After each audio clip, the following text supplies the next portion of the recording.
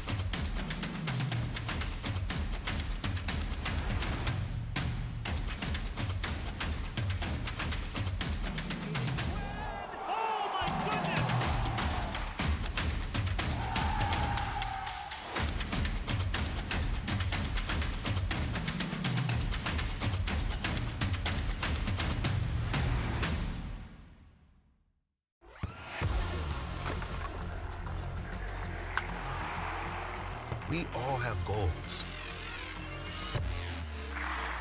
But let's be honest, most of us aren't going to be professional athletes. But if your goal is to finish your degree, we can help. Come to a university that puts your goals first. Bellevue University, your partner in finishing goals.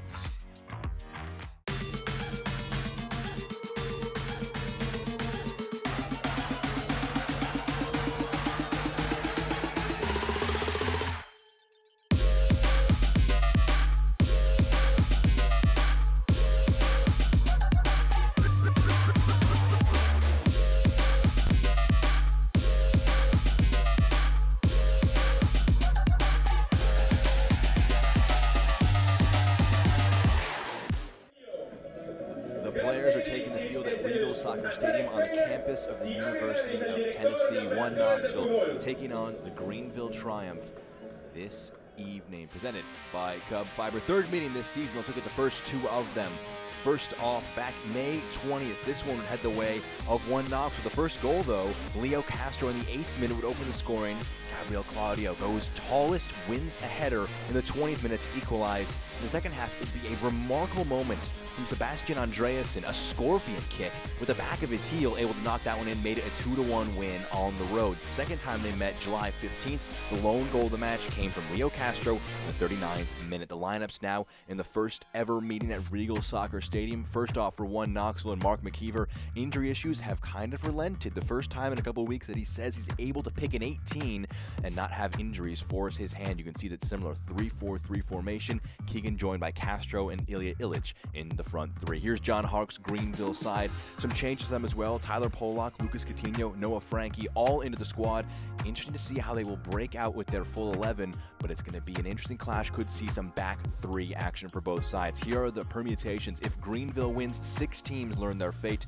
3 are eliminated, 3 make it in. The top 3 would go, and the bottom 3 would go away. Richmond, Chattanooga, Central Valley Fuego looking to keep their hope alive. They'll be rooting for One Knoxville tonight. You can see live scenes here in Knoxville. In their pink marble kits are One Knoxville. 9 wins, 9 draws, 9 defeats on the year, taking on the Greenville Triumph, trying to win the season series and head into the playoff spots.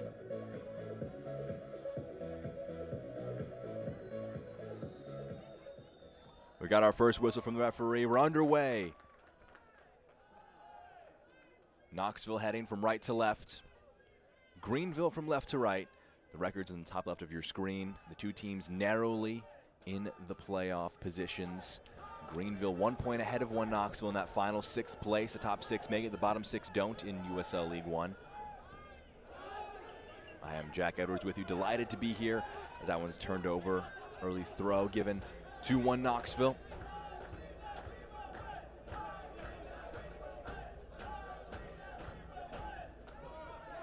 Rudy Castro. McDowell knocked back out. Early appeals from both sides. It'll head the way of Knoxville. Home record for Knoxville, top left of your screen. 4 wins, 6 defeats, 4 draws throughout this point. Their second to last one, while Greenville, even 4 across that record. Switch of play to the right-hand side. Sprinting for it is Calixtro, but it's just too much for him.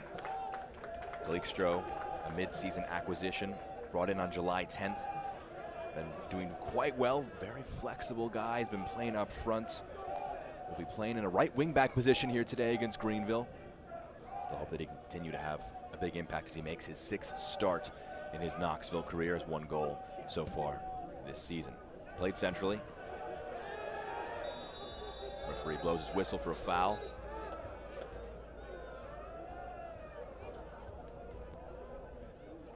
Jalen Chrysler a little slow to get back up after coming together between him and Lucas Coutinho. The referee having a quick word with Coutinho. Will allow play to get back going. 1 win for each of these sides in the first 2 meetings, as you saw from the season series. And a 6-pointer in every sense. They can take a 4-point lead in the playoff picture and have a very firm seeding, Greenville can, while Knoxville can vaunt themselves into 6th place. Villalobos lofts one forward, headed down. Fernandez clips one up to the back post, but no one there to attack it. It'll spin out of play, and it'll avoid going out for a goal kick, and it'll instead be out for a throw. Two teams entering today in slightly different veins of form. Greenville 3 matches without a win, versus in their last 5, they're unbeaten. Knoxville are, with 3 wins and 2 draws. 2 draws in their last 3. They've given up a few chances to get some points, but can't expect perfection in a playoff race. Can only hope for as many points as possible. Angelo Kelly picks it up. It's Jake Keegan. Calixtro tries one in the box, looking for Castro, but it's knocked away.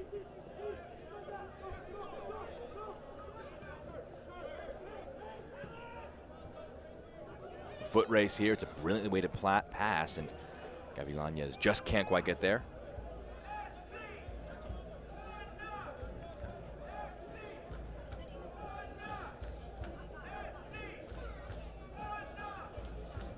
Beginning to get a sense of how exactly Greenville will break out with their squad.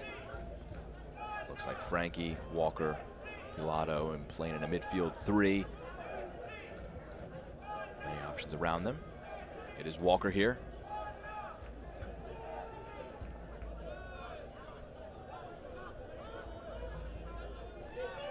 Smith, his pass intercepted.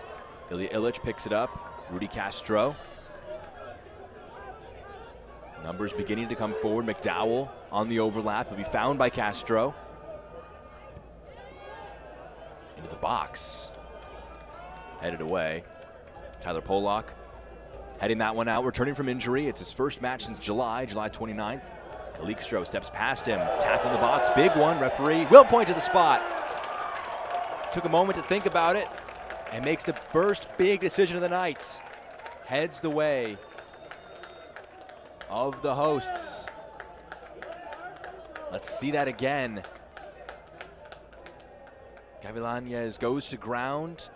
Looks like he got the ball, but the referee decided that he got too much man first and points to the spot. What a decision.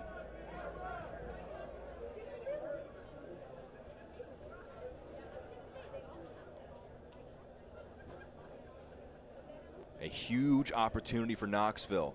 No side has taken a shot yet, and the first one will be from the spot. And a great opportunity to try and break this one open. It's Ilya Illich. The 32-year-old has 3 goals on the year. He's the man who is sizing this one up to take. Jared Mazzola's faced 3 penalties this season, saved 1 of those 3.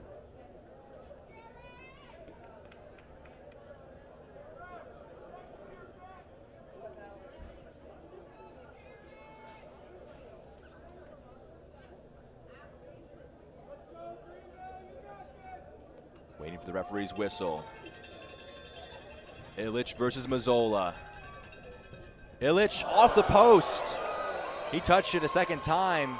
He couldn't do that, and that'll be a massive break for Greenville. Knoxville can't capitalize on the early penalty. Ilya Illich puts it off the upright. Let's see it again.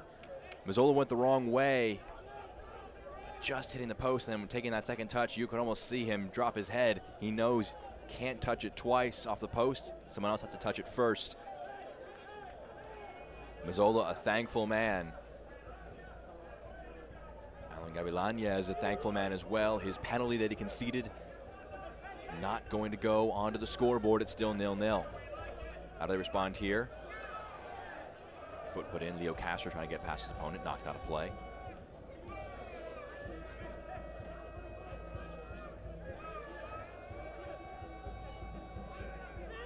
Lee, his pass, a bit errant. Keegan can pick it up.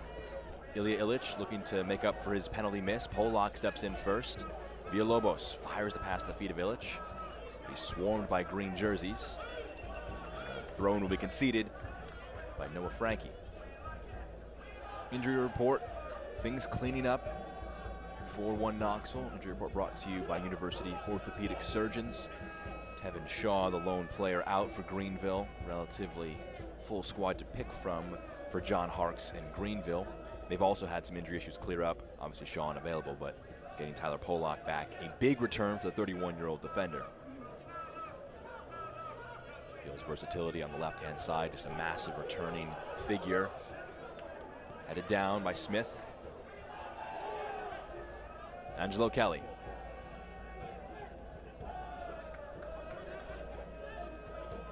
Fernandez wants to switch to Kalik Stroh. He'll get it to him. The header down to Keegan. He'll leave it though. Chrysler's pass, a bit too heavy, goes out for a throw.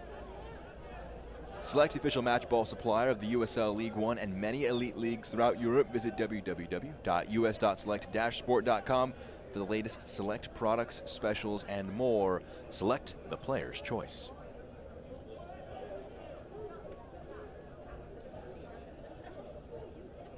Keegan.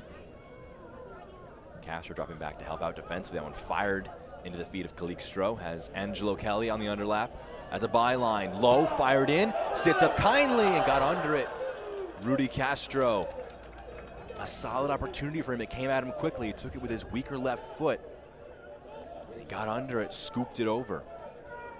Let's see it again. Kelly just firing that one in.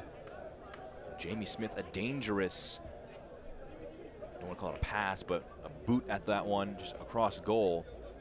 He's a little slow to get up, feeling a bit of discomfort in his shoulder, but he's moving around after that one.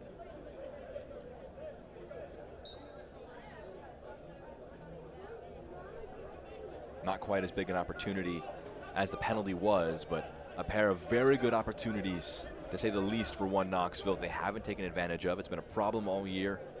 According to Mark McKeever, just not taking advantage of the goal-scoring opportunities they've been afforded. Here's Greenville. Gavilanez, is he brought down? Referee says no. Kalik Stroh. Keegan. Castro. It's put out of play.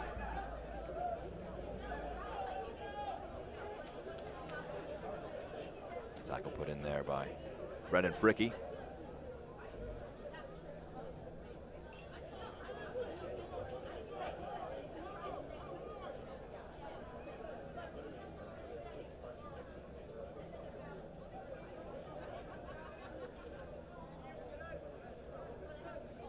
Numbers forward now for Knoxville, sizing up the long throw. It's McDowell. Can catapult one in. Initial header. Down, oh, just wide. Danny Fernandez got a head to it. Knoxville knocking on the door. Not knocked it down yet. Still 0-0. All the shots, though, have been in the way of the hosts through the first 10 minutes.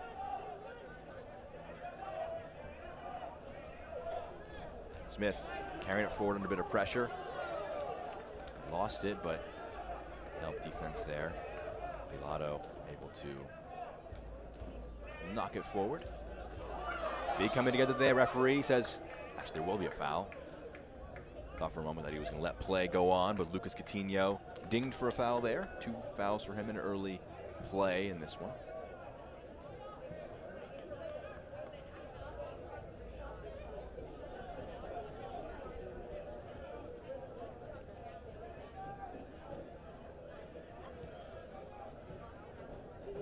Villalobos.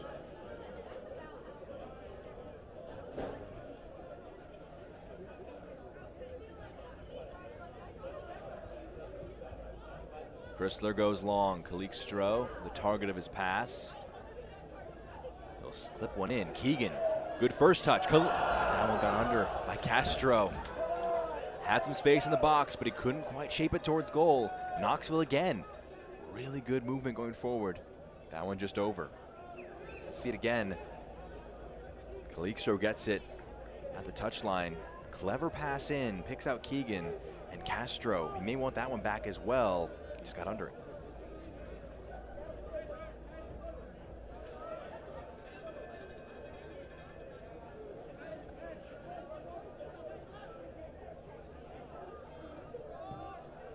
Zola brings us back into play with a long one forward on the goal kick. Fernandez out for a throw.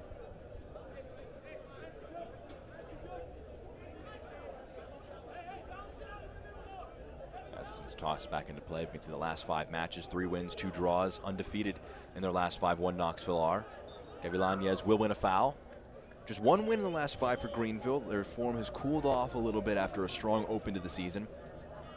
And they've brought themselves into a tight playoff race with a few sides. You can argue Tormenta, Forward Madison, Greenville, and Knoxville. Obviously, the 2 teams in today's 6-pointer, the main sides involved in our playoff race. We'll have more about that at halftime and throughout the match, of course.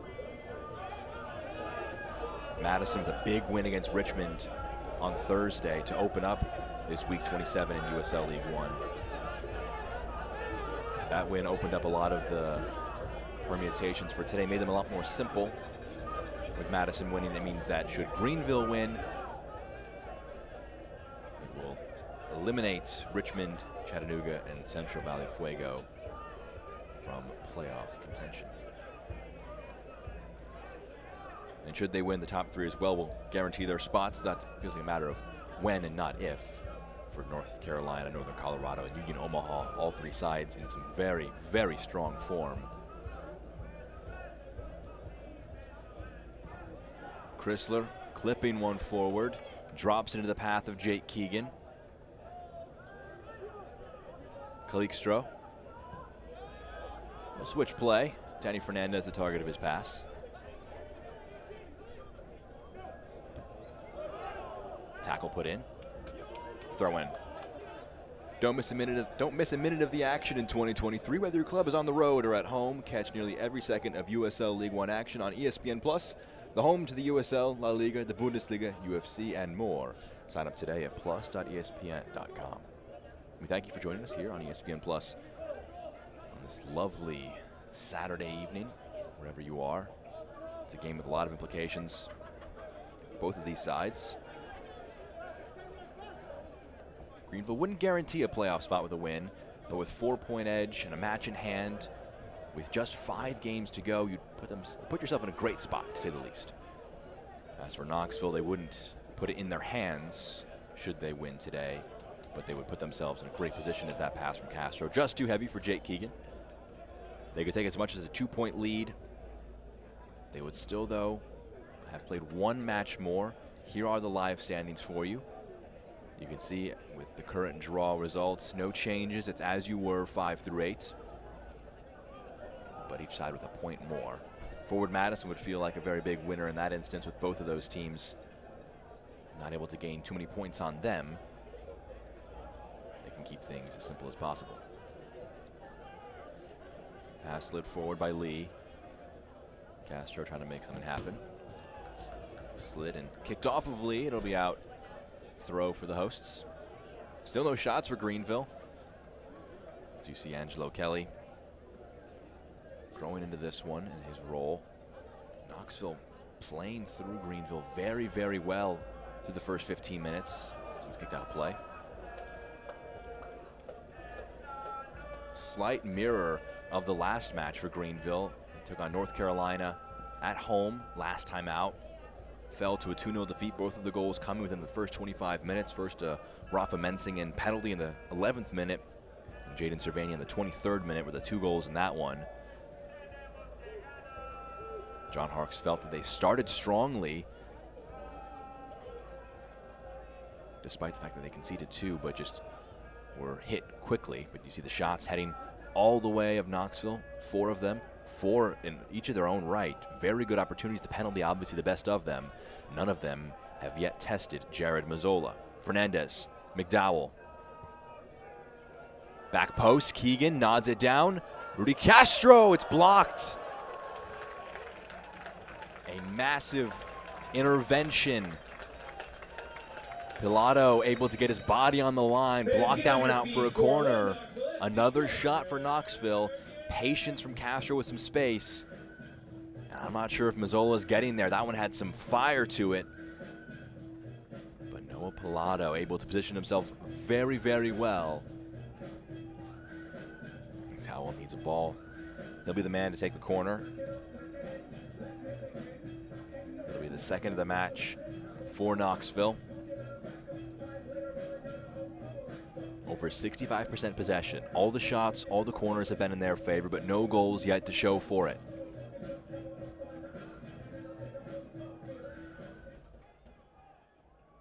Curled into the back post. Fernandez gets ahead to it. Mazzola punches it. Was he offsides? Castro was indeed offsides. Flag will go up. Free kick will be given the way of the Triumph.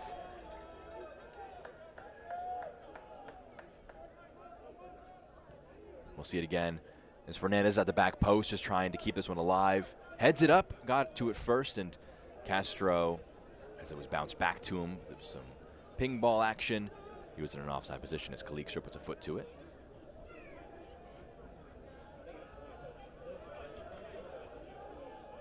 North Carolina, though, obviously sitting top of the table after their 2-0 win last time out. They're a team with lethal finishers, and they're able to take advantage of those chances. Not to say that there aren't capable finishers here for Knoxville in their own right, but those opportunities that were similar to the ones that North Carolina had in those opening moments, not taken advantage of, and it leaves this one open at 0-0. And that was a big problem, in the words of John Harkes, just going down 2 goals. The team, you have to chase a deficit, especially a multiple goal deficit, can make things complicated, try and panic a little bit. No need to panic just yet. No goals for either side. A foul committed, though. Push in the back from Jalen Chrysler. We have a free kick for Greenville.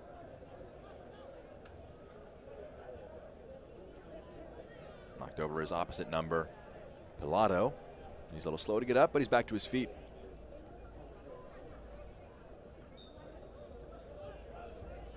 Not to keep beating on the chances missed from Knoxville, but over 1.2 expected goals already for Knoxville. Some great opportunities, but the expected, not the actual. They're still waiting for their first here today. In the first 2 meetings, it was Leo Castro who got proceedings going with the first goal in both games. It was the only one in the July 15th encounter, and he scored first on May 20th, but was responded to twice by Knoxville, who got the 3 points on the road back in Greenville.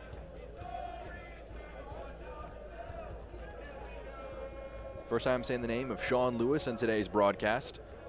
The goalkeeper for Knoxville been untested, hasn't had too much to do through the first 20 minutes. Header won by Frankie. Sits up for Kelly. Villalobos.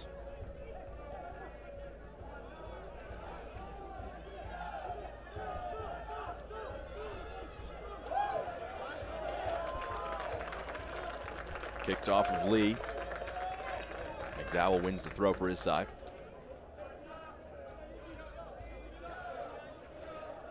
Kyle McDowell, his role of increased prominence, playing as the left wing back in this Knoxville system. Kelly, give it to the right wing back. It's Kalikstro. Gio Kalikstro driving it. Burst of pace. Low, sits up, maybe. Cleared away. Mazzola got a paw to it. That one spins out, throw given.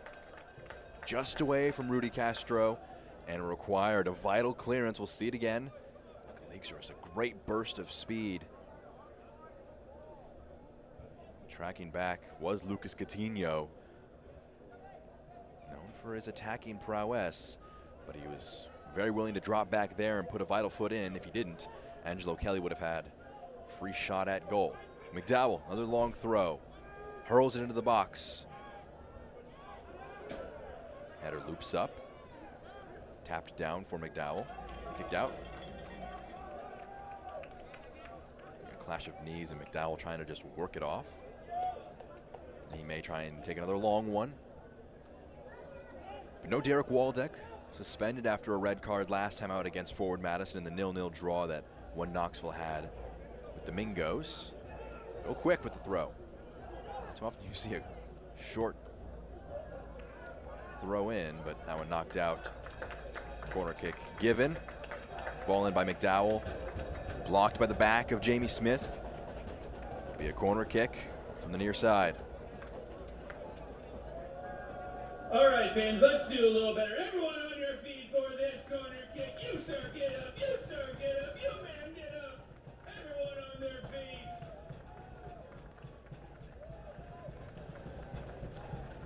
Kalikstra, the man, over the ball.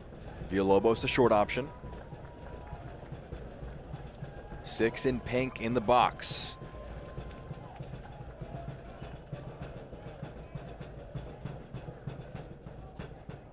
Kalikstra whips it in, near post, headed away.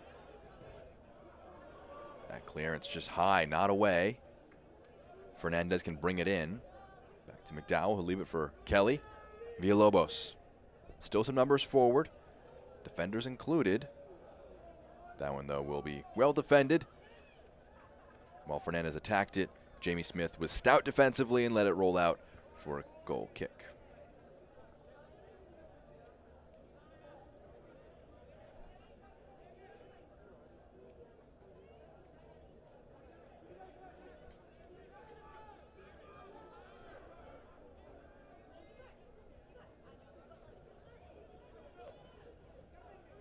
Polak, Coutinho, pressed, makes its way. Gavilanez, headed away, nodded down. Out wide for Smith. Tried the pass, looking for Castro, unable to get it going. One of the first forays in the attacking third for Greenville. Positive development for them, but I have to say through the first 23, 24 minutes of this one has been all Knoxville.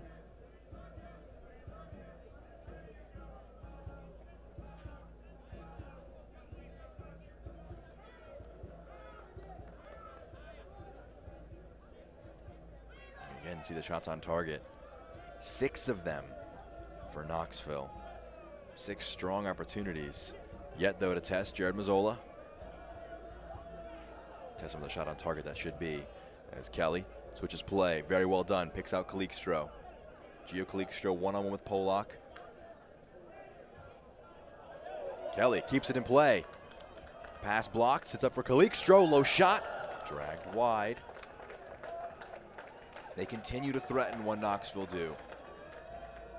Very strong open to this one. See it again. Just great strength from Kelly, great resilience to stay with it.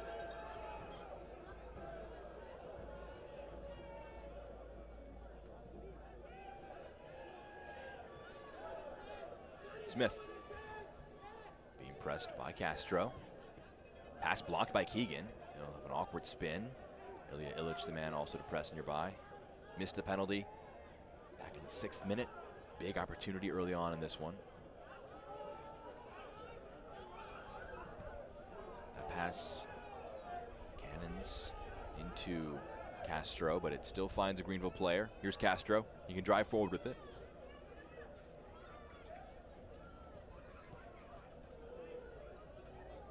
Danny Fernandez, 3 green shirts around him, has a friendly one in McDowell, and they'll go long.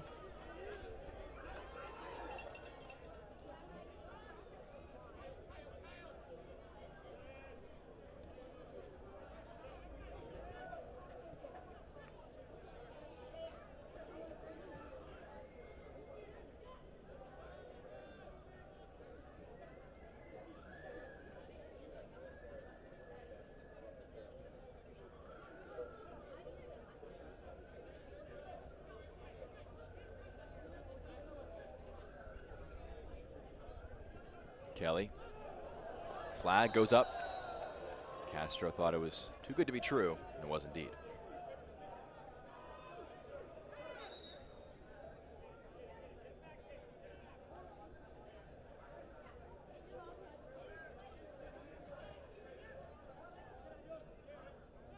eFootball 2024 is here. Live your dream, rep your team, and play as your favorite USL Championship club. Free to play. Download now. eFootball 2024.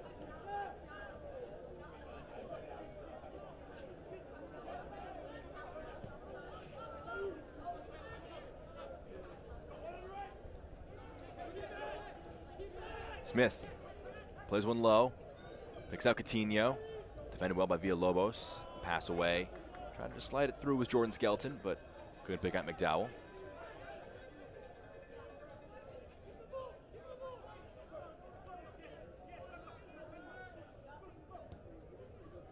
Whipped in, back post, the header saved. Big save by Lewis. Called into action for the first time, and he's there. Gets two hands to it, and Sean Lewis, league best in goals allowed average, stands strong, saves the first shot of the match for the Triumph. We'll see it again as Smith whips it into the back post. Gavilanes, the man on the spot to try and head it on frame, but it's blocked away. They have been growing into this match as the ball is clipped forward, nodded away. Villalobos can play a low one. Doesn't matter who has more possession, more shots, more opportunities. It matters how many times the ball goes in the back of the net.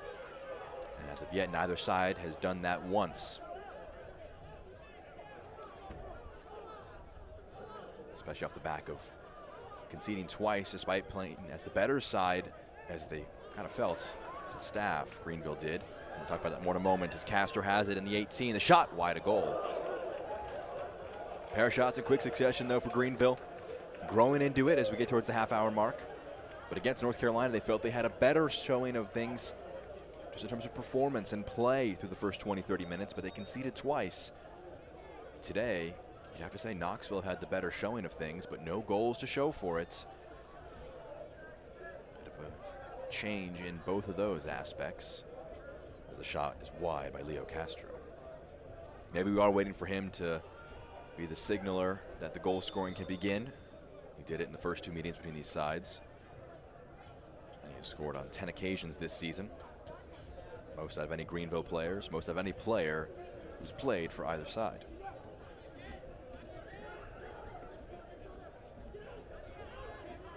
And for one Knoxville, there is a bit of Greenville overlap. Jake Keegan played for Greenville. Actually scored the first goal for them as a club. Played for them between 2019 and 2020. In the inaugural USL League One season. Nice control down by Chrysler. Knocked out of play. Derek Waldeck, also a former Greenville player, made 9 appearances in 2022 before coming over to One Knoxville this year. He, though, was suspended today and won't get the chance to play against his former coach and former side.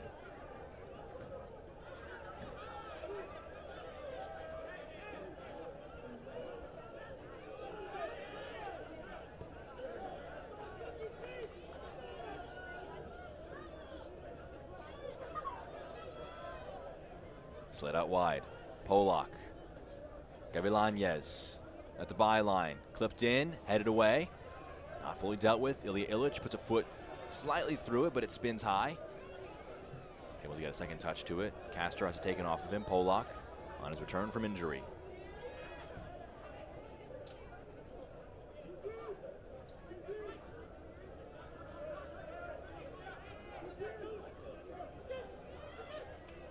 Coutinho into the 18. Low shot saved by Lewis. Second save made by Lewis. Rockford, Michigan native, standing strong twice for Knoxville. Very experienced goalkeeper. 31 years of age now, and defensively Knoxville a very, very strong side. Hard to break down in a lot of ways. And it helps that even when you do break them down, they've got a great shot stopper between the sticks.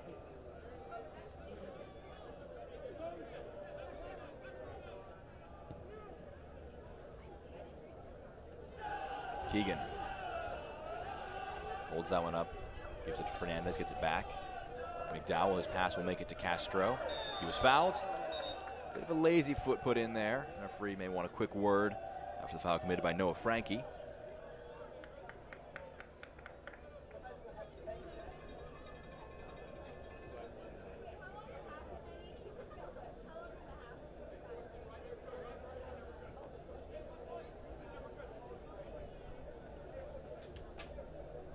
Here's Villalobos. He'll go short. He has some space he could roam into. It's Villalobos whipped in. The header, though, going over. Ilya Illich trying to reach back to get ahead to it, ended up nodding it over his teammate Jalen Chrysler. Goes out for a throw. Tyler Polak making his way over to take. Polak, it is his first minute since July 29th, 14-minute appearance back then. But not with a hamstring injury since. He was training all week. John Harkes bringing him back into the starting lineup as his first return with minutes with the first team. Felt he's an experienced guy. Doesn't necessarily help to just bring him off the bench, have him warm up a few times, then trying to get into the speed of things quickly. 31 years of age. Felt that could come into things. A foul will be called. Referee will bring out the yellow card for the first time today. It'll head the way of Leo Castro. Second card of the day, should say.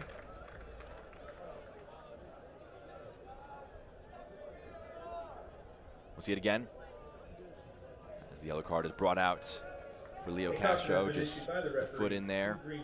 Painful one to deal with. In the 32nd minute.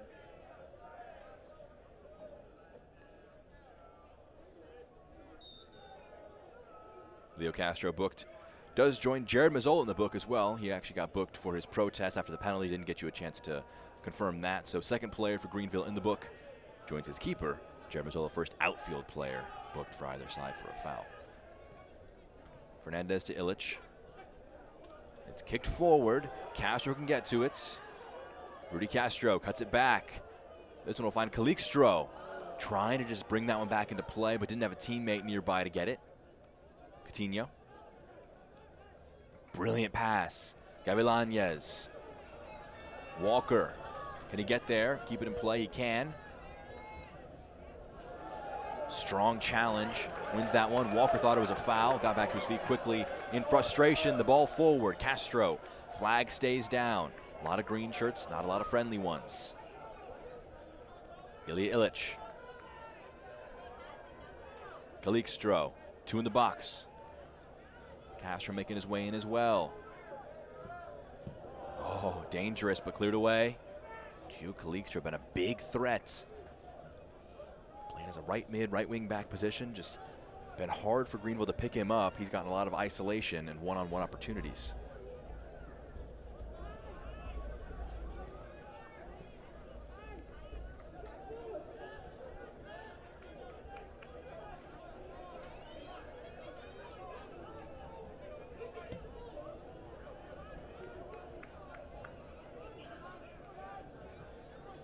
Kelly, some space to roam into if he wants to. He'll pass one for McDowell. He's also got some space. Fernandez. Kelly, back to Fernandez.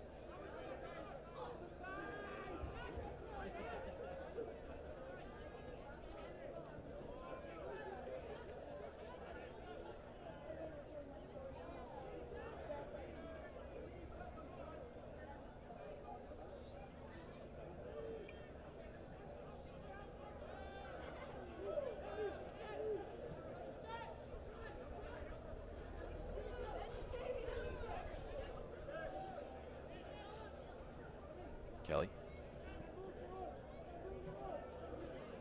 Skelton to Chrysler. Here's Kelly.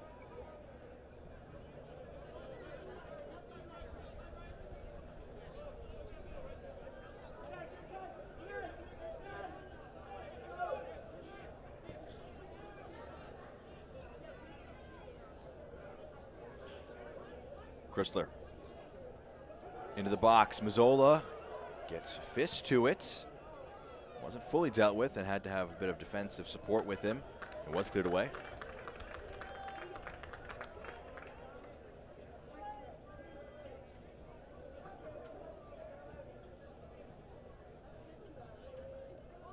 Thinking it took a bit of a heavy touch, but ended up knocking it off his opponent. It'll be a throw.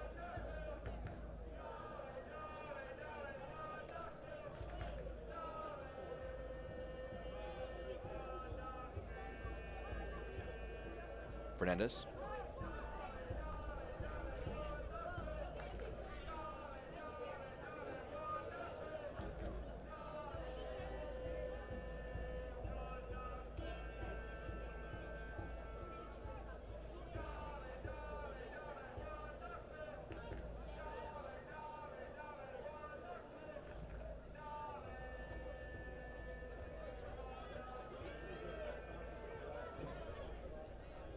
Back to Smith.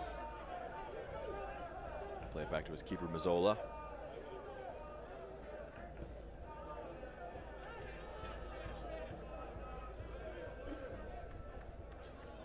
Fernandez will step up, win the loose ball. Villalobos. Fernandez making a forward run from his left center back position. Calixto has some numbers to pick out.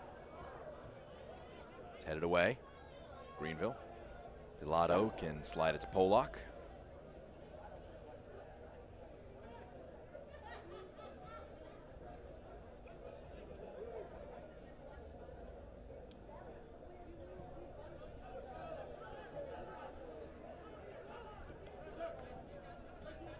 Frankie.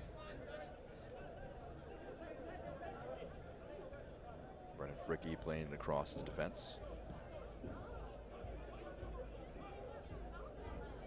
See your expected goals, top left of your screen. 1.29 of them for Knoxville, 0.32 for Greenville.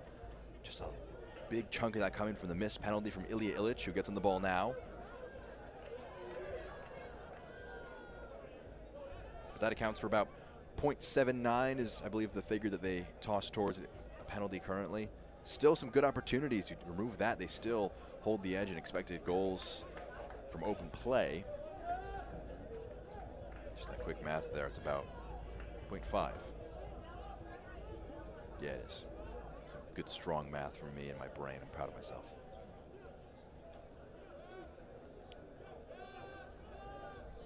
Playing on the back line are Knoxville. Another stat for them, over 60% possession. They've been very patient.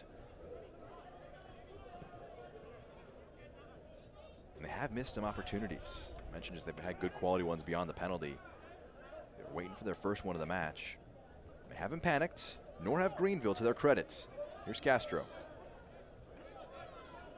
Waiting for support. He'll get it in Smith. Frankie. High arcing cross. Header was untouched by Calixto, and Gavilanes can't get there in time, so it'll be a throw.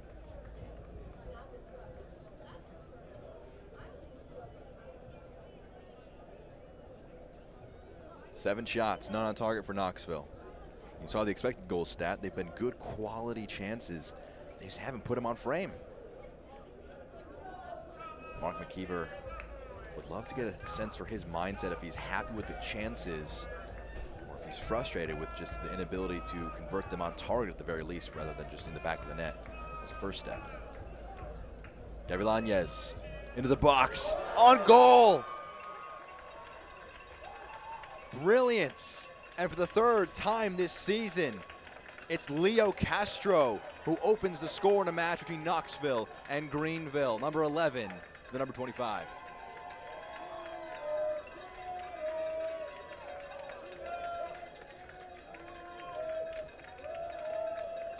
We'll see it again. Gavilanes gets towards the byline. It's a powerful one in. He's got a bunch of shirt being pulled by Fernandez. And maybe it even helped him in the end. Helped him weigh his touch, and it was a good one. Got there ahead of Sean Lewis. And Greenville, for the third time, they open the score. We'll see if it'll be like the first match where Knoxville came back for a win, or if it will be like a second where they held on for a 1-0 lead. But going into halftime, as things stand, Greenville the side who have taken advantage of their opportunity. It's the experienced man from Bogota, Colombia. One of our players to watch entering today.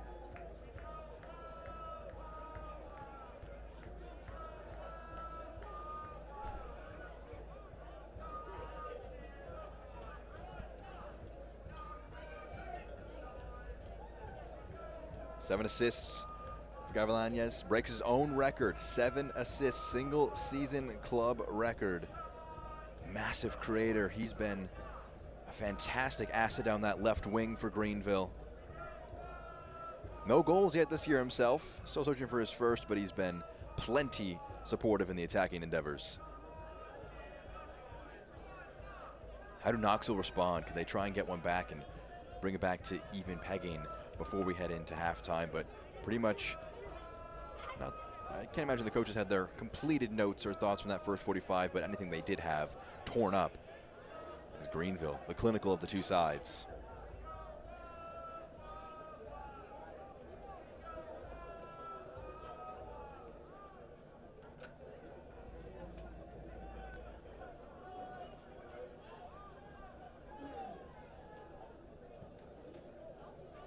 Polak.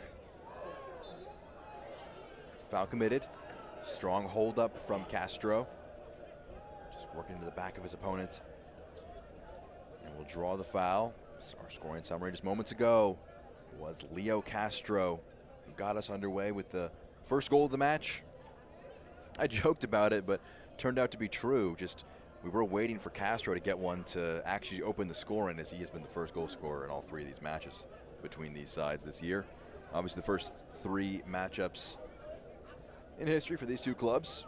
Knoxville, a first-year club in the USL League One. Greenville, a 5th year, an original USL League One side. Foul committed, and it's a free kick.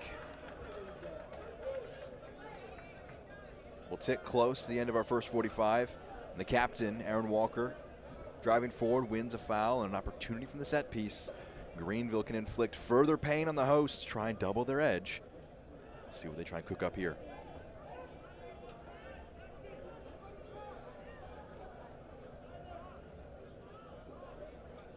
You can see Polak, looks to be Gavilanes as well.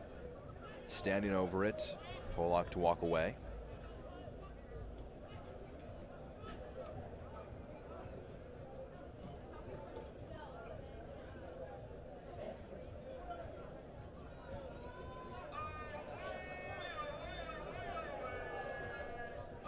Pilato, Alan Gavilanes, the 2 players over it. It'll be Pilato, whip one in. Takes a high looping bounce. Lewis trying to get a hand to it, in the end knocks it out. Corner kick given. He wanted a foul, but in the end, he's very frustrated with that call as well. Not the referee's biggest fan after that sequence of calls. Let's see it again as he goes for it. Don't think it's a foul. I have to say, it looks like he did come off the head of a Greenville player, but the referee in the end disagreeing, a closer vantage point than us, and Pilato will have a second chance at the set piece. First with the free kick, now in the 45th minute, the corner kick.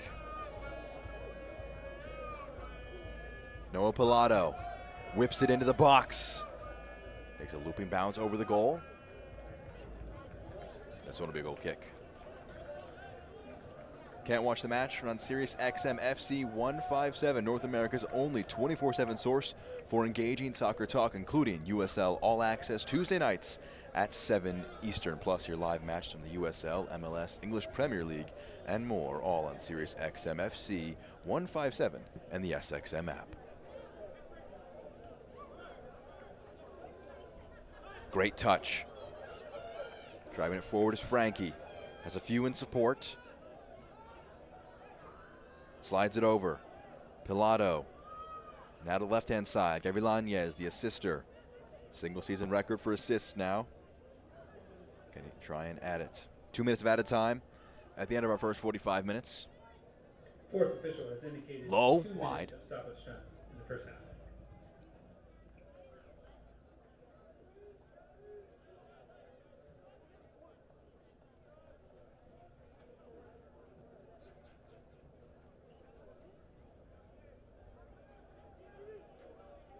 Knoxville still searching for a first shot on target.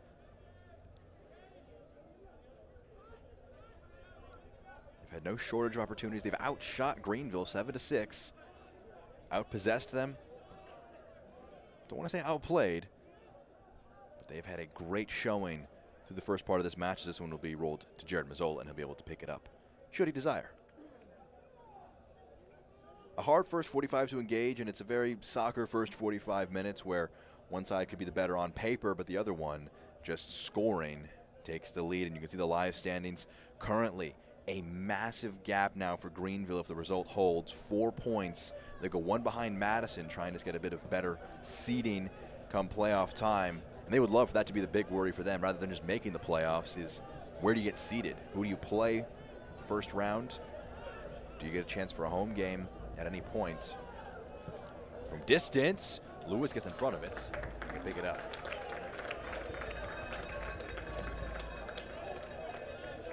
Tossed into Kelly. We'll see if there's one last chance in this. First 45 for either side. But unless they move forward quickly, Knoxville may head into the break down a goal.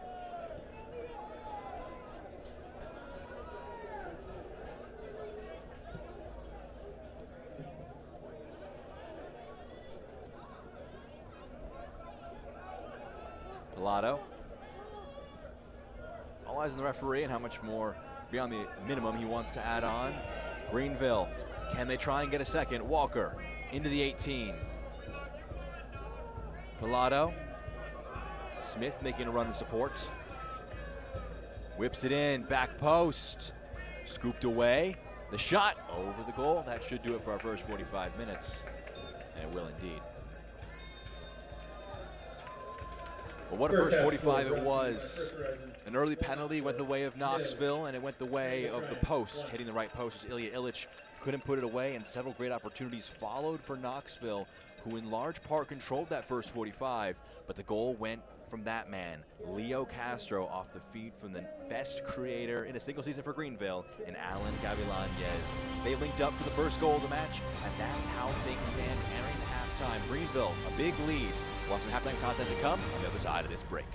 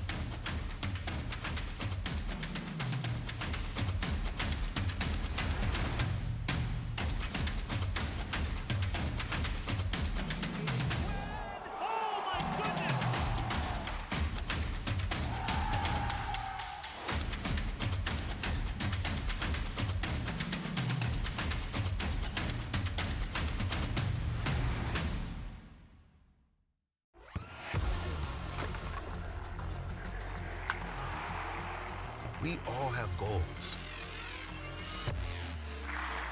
But let's be honest. Most of us aren't going to be professional athletes. But if your goal is to finish your degree, we can help. Come to a university that puts your goals first. Bellevue University, your partner in finishing goals.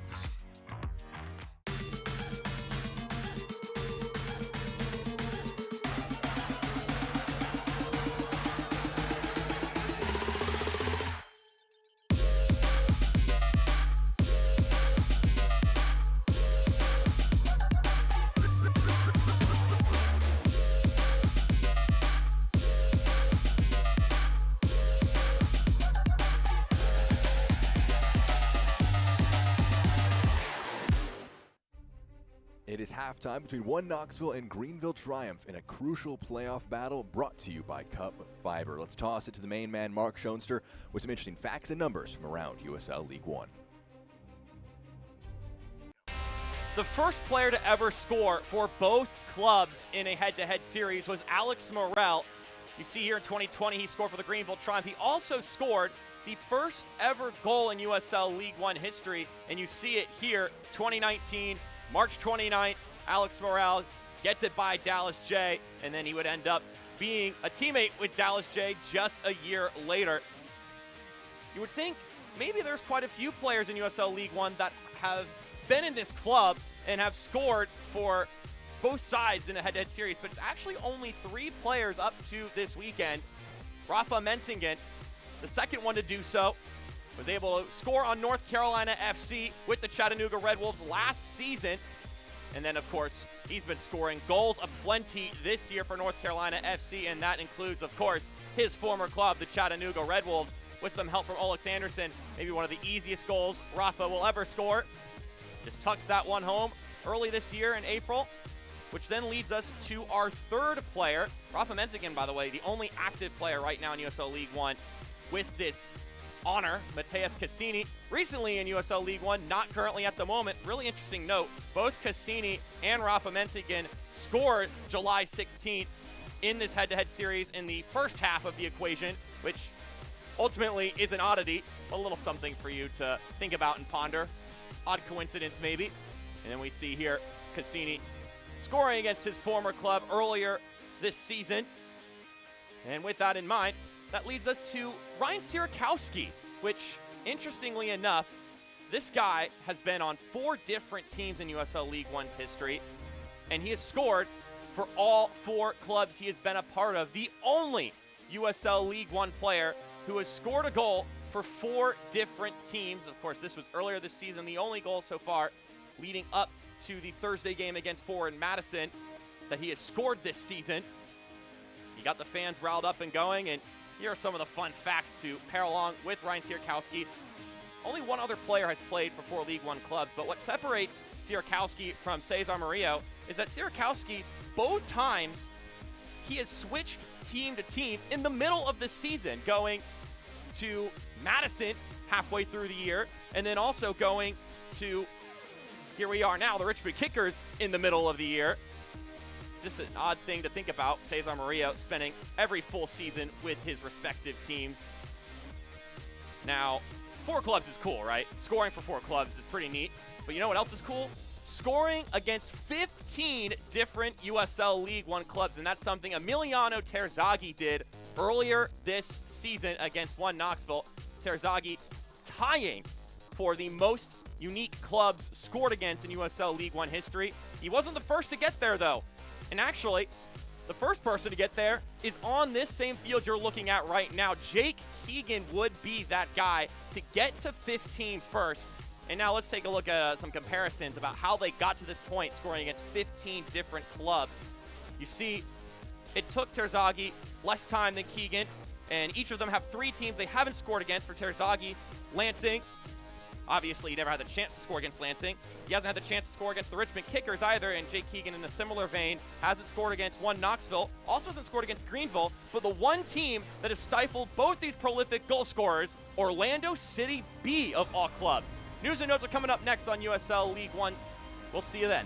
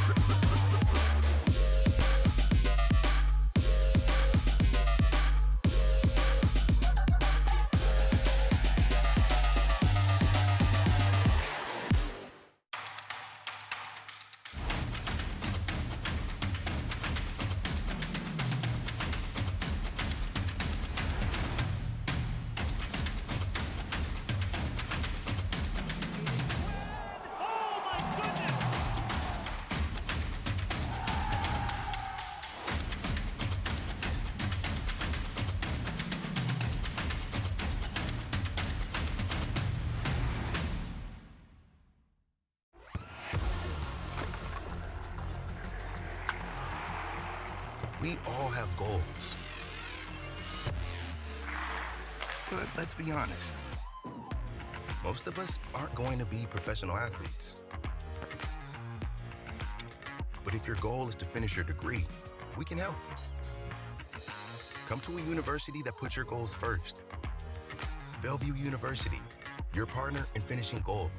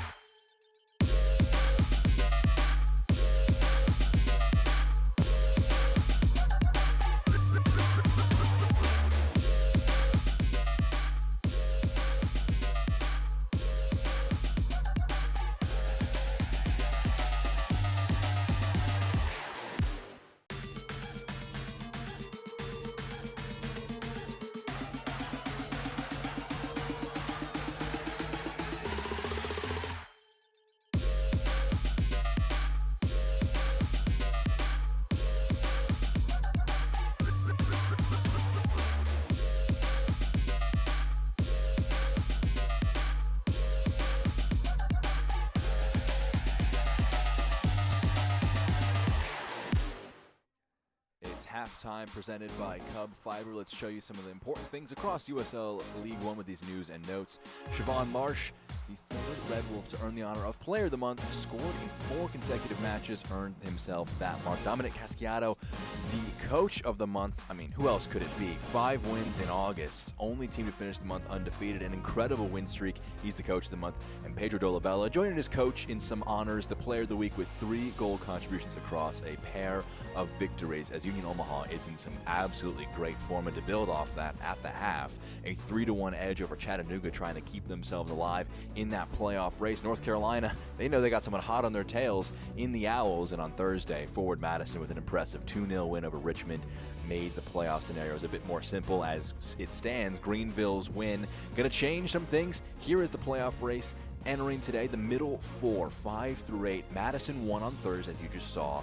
Tormenta currently losing to North Carolina, and obviously Greenville holding the edge over Knoxville would see obviously the teams in the current spots moving in the right direction, those chasing moving away. Just 4 left for Knoxville and Tormenta, 5 left for Greenville and Madison. The important things to look at there. Now, those games to look at for Knoxville, first of all, the next 4, just 1 more at home against Richmond on the 6th of October. They have some trips to South Georgia, Charlotte, as well as North Carolina to round out the year. And Greenville, their upcoming 5 as well. 2 home games at Richmond versus North Colorado Hailstorm, at Central Valley Fuego, at Chattanooga, and take on Lexington to round out the season. Well, we've got 1 more break and then first half highlights and the final 45 between Greenville and Knoxville, with Greenville currently up 1 goal. We'll take 1 more break, be back in a moment.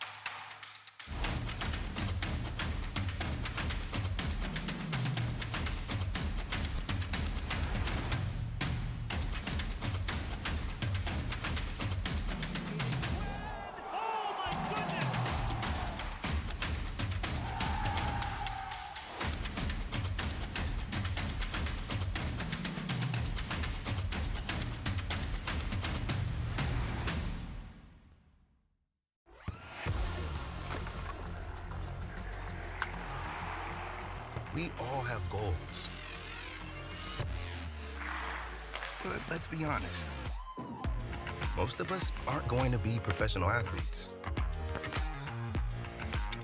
But if your goal is to finish your degree, we can help. Come to a university that puts your goals first. Bellevue University, your partner in finishing goals.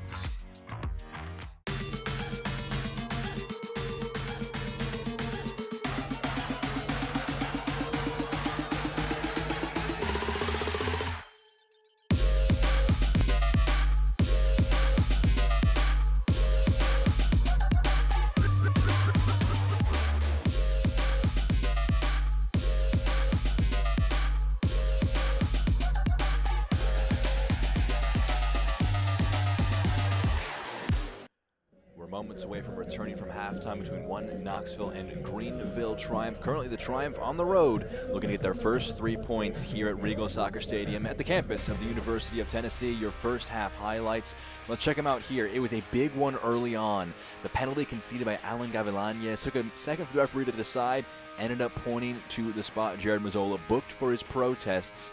He wouldn't be important in this. Ilya Illich would hit the post. A big, big miss, and an important one at that. Now, a further opportunity. Knoxville were pouring them out. Castro, a great shot on target, blocked away. Doesn't count as a shot on goal. That one knocked out for a corner kick on that instance. This one whipped in from Smith. A great early save, as that was the first shot on target from either side. It came the way of the Triumph, who really didn't foray into the attacking third all that much, but then they began to grow into the game, and they had the first big moment of the game. The ball in from Alan Gavilanes, picked out Leo Castro, and for the 3rd time this season, he opened the score in this particular fixture, making this one a 1-goal match heading in to the first and heading into the halftime. Here are your stats after that first 45 minutes. 7 shots for Knoxville, none of them on target. 9 for Greenville, 4 on target, and the possession has swung well in the way of Knoxville, but they haven't been able to knock one into the back of the net as of yet. The XG as well, not quite as big a disparity as it once was. 1.3 for one Knoxville, 0.87 for Greenville. That chance for Castro, the best for them, and they put that one home. We can see some live scenes here from Knoxville, Tennessee. Mark McKeever making one change at halftime we can walk you through. Frank Ross coming onto the pitch for Ilya Illich. It was a difficult first 45 for the experienced forward. He put his penalty onto the upright, couldn't quite get too involved in the rest of the match. And they bring on the 25-year-old from Scotland, hopeful that he can have a big impact. But you saw the goal scorer there for quite a moment. Leo Castro made 11 goals on the season. Only a few guys across the league with more than him. There's Angelo Kelly. Not at his dominating best in the first 45, but a solid presence. You see Frank Ross, the number 11, coming on to the pitch. He'll be making his first contributions in this one. Was a 99th minute sub in the match against Forward Madison, and usually when we see a 99th minute sub, you think, is there a few seconds left to be played? But in that instance, they played until the 105th minute. He's brought on at halftime today, though, and we're moments away from getting our second 45 going. Leading the match is number 10, Ilya Illich. Castro gets us underway. We're back for our second 45. The visitors with the lead from right to left. Greenville get us going.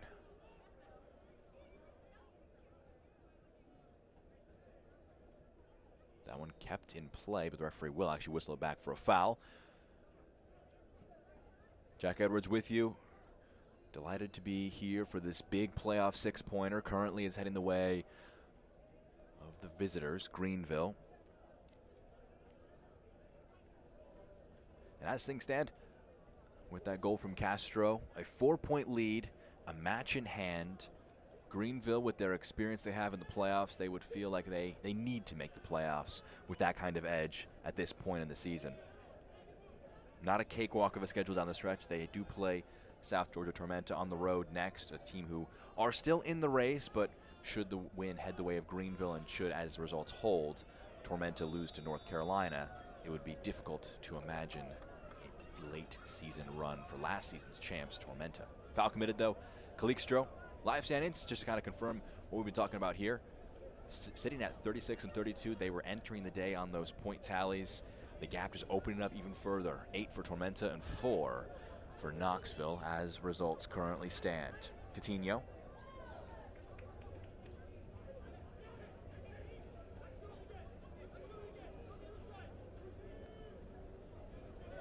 Coutinho carrying it. Great drop of the shoulder. It's knocked away, but it'll spin kindly. Noah Pilato can keep it ticking.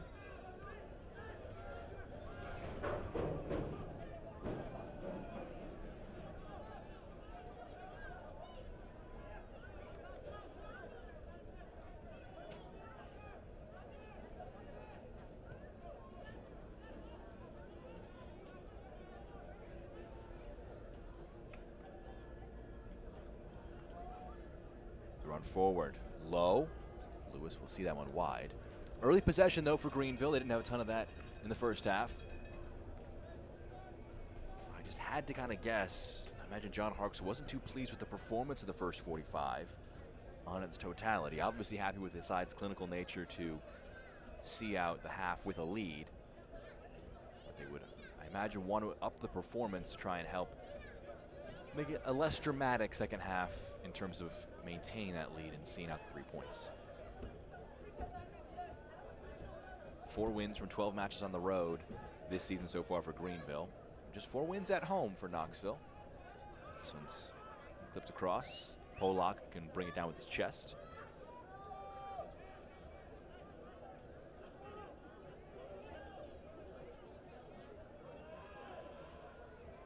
Villalobos.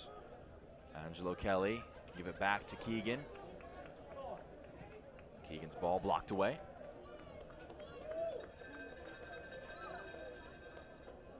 Just to confirm it again in case you missed it. We got back in for the second 45. Ilya Illich off, Frank Ross on. The subs made, or the sub I should say, made at halftime for Knoxville. The lone change for either side. It's forward for forward, like for like change, and Ross on the edge of his side's 18. McDowell catapults it into the box, and it's cleared away.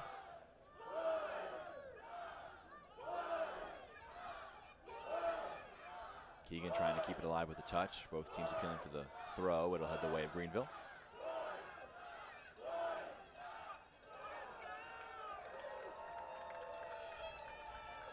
They were blanked in the first 45 when Knoxville were.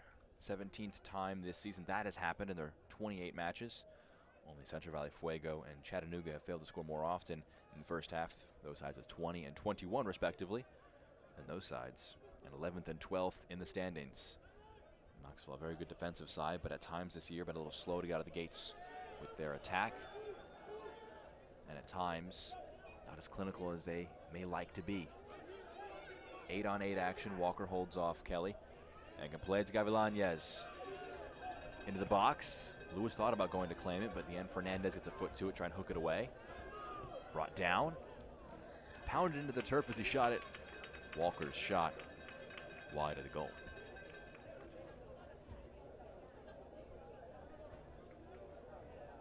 You can see it here. If Greenville wins, 3 sides would clinch, 3 sides would be eliminated. Richmond, Chattanooga, Central Valley Fuego would have their playoff hopes for 2023 fully dashed, while North Carolina, Northern Colorado, and Union Omaha can make some plans for late October.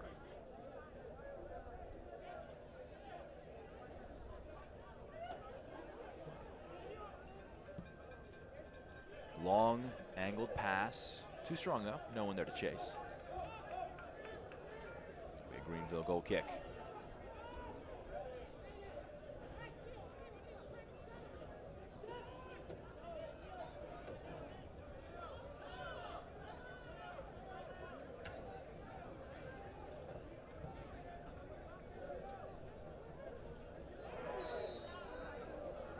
Foul committed there. Danny Fernandez going through the back. Looked to be, Frankie that he went through. Was indeed knocking down the right midfielder for Greenville.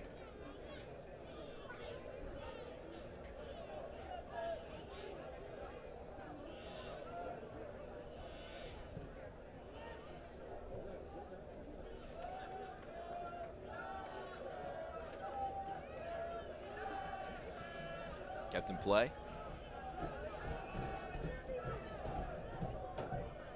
Drop the shoulder. Powerful dribbling. Into the box. He goes down. Was he fouled? The referee says yes. He was. The card will be produced.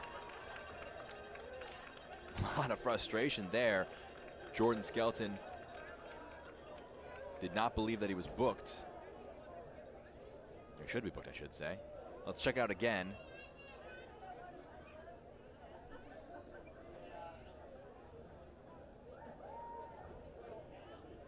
Driving forward is Jamie Smith, and he was brought down. Referee in the end booking Jordan Skelton.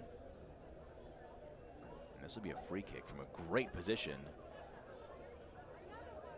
A caution has been issued by the ref to 1 Knox, number 4, in the 51st minute. Number 4, Skelton, the man booked there. Maybe been some frustration from the players, but who it was given to. Was it a foul or not? The referee in the end deciding for the second time in the early moments of a half to make a controversial decision.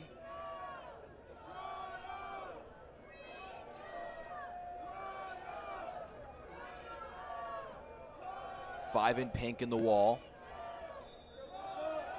Walker, Gavilanez, Coutinho all over it. Walker headed down. Brave by Kelly. Put his head into it. That one kicked forward, and it'll make its way to Castro. He can try one forward to Frank Ross, but alert to it was Mazzola, and he'll let it roll into the box where he can pick it up. Some live scores from across the league. 3 games going on, including this one. 2-1, North Carolina hold the edge in the 83rd minute, late on in that one. Well, 3-1, Union Omaha leads. They're getting out of halftime there, about 53rd minute. It's currently the teams that have been in good form, in a good spot in the table, staying in that direction.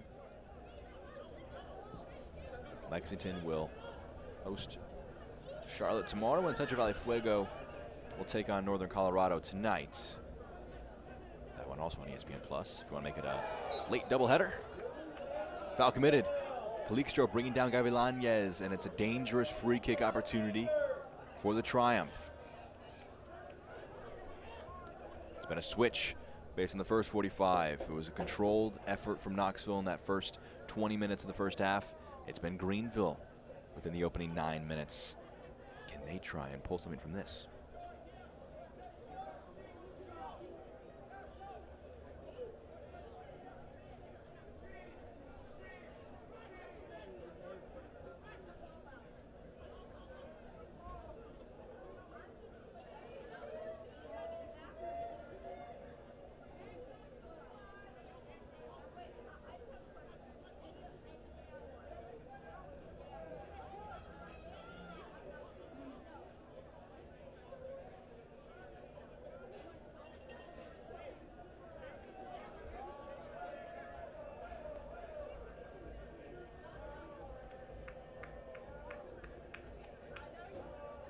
Another dangerous free kick here to come for Greenville. Referee whistles it in. Pilato into the box, dangerous in the mixer. It'll get in, but the referee is going to wipe it off. It's a foul. Felt that Lewis was hit too hard going to claim it. It got in the back of the net, but a foul in the end. Let's try and see just an absolute mess of bodies. And it looks like it's the right call. A lot of contact between Walker and the keeper. Calixto, no time to really digest that. One Knoxville immediately trying to carry it forward. Calixto trying to clip it past Polak, but he was diligent defensively. Kelly, though, picks up the errant pass. Ross. Calixto. Mazzola gets a paw to it. Keegan got a head to it, and Mazzola calling for it. Smith left it for him. It's just to fully get back to the opportunity for Greenville. It did look like Walker, as he went for the header, did collide with Sean Lewis, and referees will always be very protective of goalkeepers in those situations. Don't want to allow too much extra contact. Some argue they're overprotected, but in that spot felt like he was unable to fully go after the loose ball into the box because it was impeded by his opponent. So a disallowed goal for Greenville. Keeps it at 1-0. It's Calixto. Play it to the feet of Ross.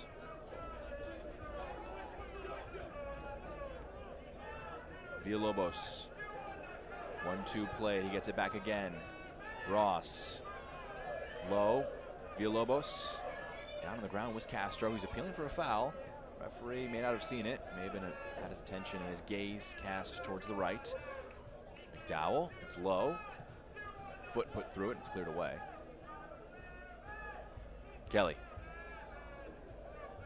Ross.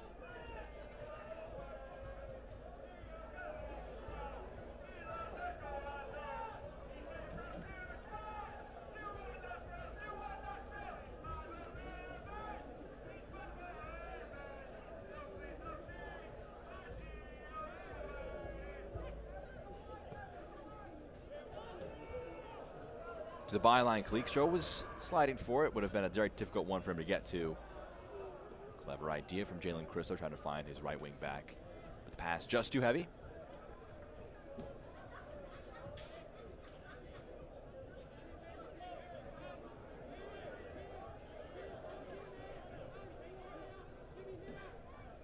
Jackson Curry has equalized for South Georgia Tormentas. It's a 2-2 match there currently. Should actually put Union Omaha top as results currently hold.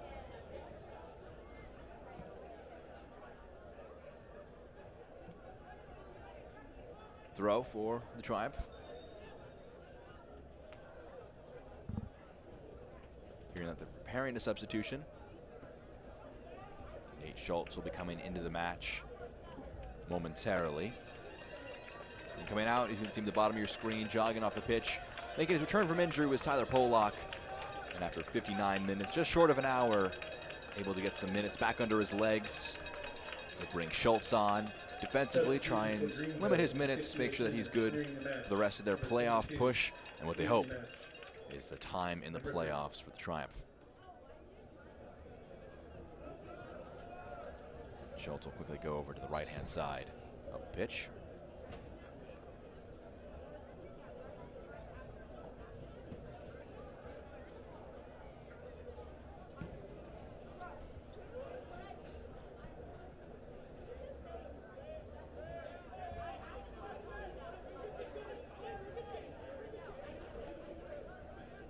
A sub apiece for both sides. Fernandez trying one to the channel. It's dangerous. McDowell will keep it from spinning out of play. Fires one into the 18. Keegan, his shot blocked. A decent look. They had some bodies in the 18, and Jay Keegan tried to turn on goal. Couldn't quite shape one. Brilliant pass in behind. Castro to run onto it. Cuts it back against Kelly. In support, though, was Skelton. And he can put a foot through it. Puts it into the lawn, out for a throw. Jordan Skelton just tracking back well.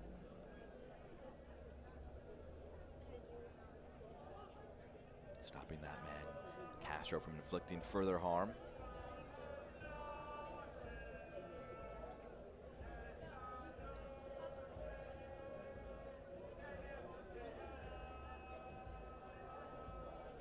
Ross.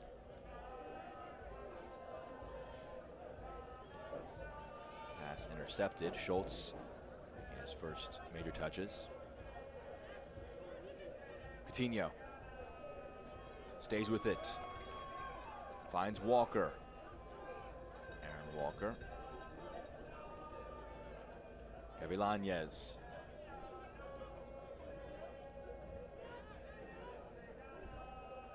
Walker, Coutinho.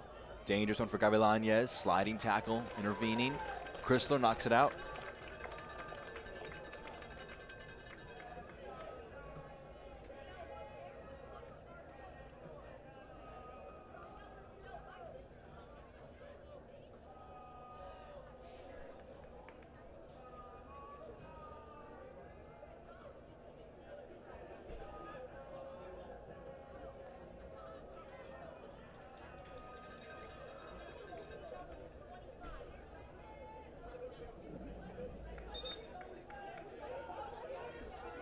Subs happening now for one Knoxville.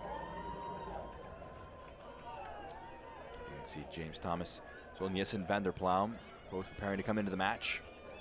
Coming out will be Jimmy Villalobos.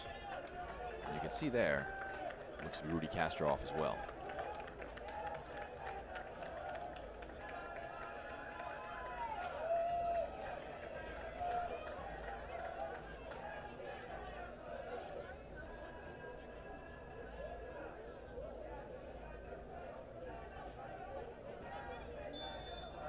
Thomas back on, dealt with some injuries this season.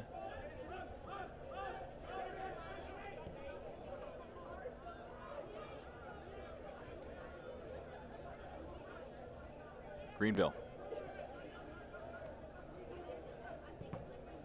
Thumping shot blocked away. It'll spin kindly. Looks like Calixtro with the sub of Thomas has been able to move into a more advanced position. Wonder if that's where he'd prefer to play, in a more central attacking role. James Thomas, the right back, now playing out wide to the right. His first match actually since a game against Greenville all the way back on July 14th, 15th I should say. But his first appearance, 2 months now. Good to see him back from injury. He's been battling that throughout the season. Been an important figure when in and around the squad.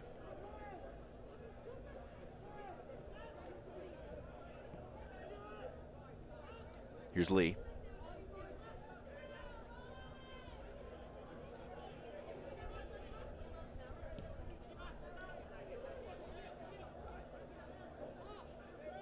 Jessen van der Plaum, a player as well, also one of the other subs just made by Knoxville, who has dealt with his share of injuries.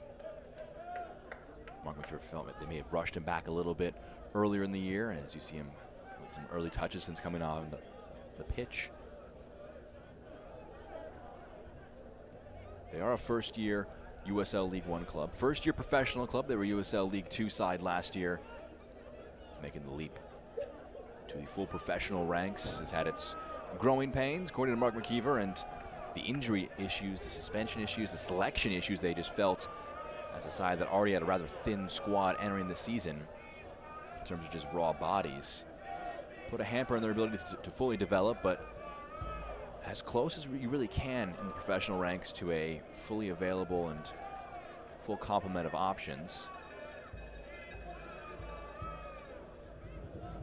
Talking to Coach McKeever before this one, was just rather happy that he was able to have to make a choice with the 18 and the 11 rather than kind of being shoehorned into guys based on just, you only have maybe 18 or 17 guys available. They've had several academy amateur players feature 16-year-olds, young players, just to fill out the squad, getting minutes that they for sure deserve, but injuries limiting a lot of the options for Knoxville to this point. Greenville as well, getting Tyler Polak back from injury. Just general fitness levels rising, according to John Harks. They play forward. The referee, keep his flag down, may have been raising one if that got into the feet of Castro, but in the end, going back to the keeper. Tevin Shaw was questionable entering today, but the Jamaican midfielder will not be available.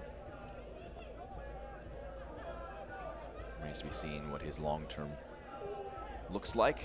Should be available pretty soon, and obviously getting Tyler Polak back answers another injury question that had been plaguing Greenville. What you want to see is teams available with a full complement of players able to put themselves toe-to-toe with one another. Low pass, dangerous. Keegan. McDowell trying one in the box, cleared away.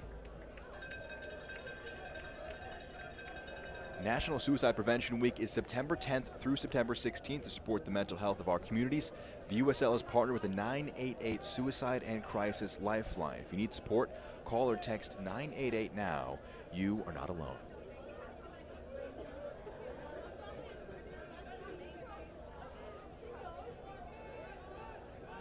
Fernandez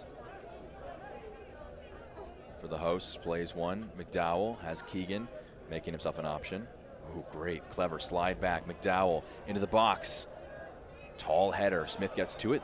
Referee will whistle for a handball. That one bouncing awkwardly for Noah Frankie. Kind of landed about thigh level and couldn't quite bring it into his spell without appearing to hit his right hand. And so it'll be a free kick in a dangerous spot for Knoxville. We'll see if they can capitalize, try and bring themselves back level. See it again. Tall header by Smith, and it does look like it just bounced up and hit the right hand, and you saw the immediate protests of Keegan. They were answered, and James Thomas, the sub, playing under McKeever at Young Harris.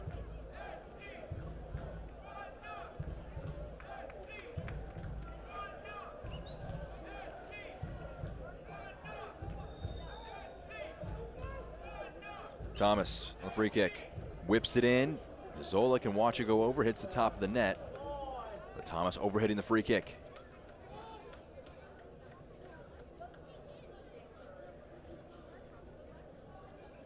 Second look at that one, is it was a decent position for the free kick, and Thomas trying to go for the back post, got a bit under it.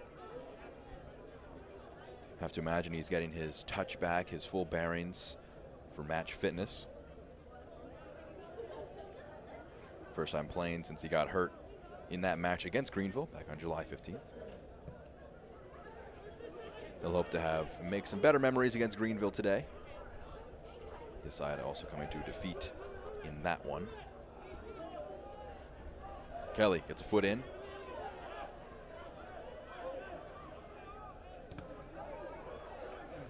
Jamie Smith, his ball forward was blocked. Spins out. Throw for Triumph.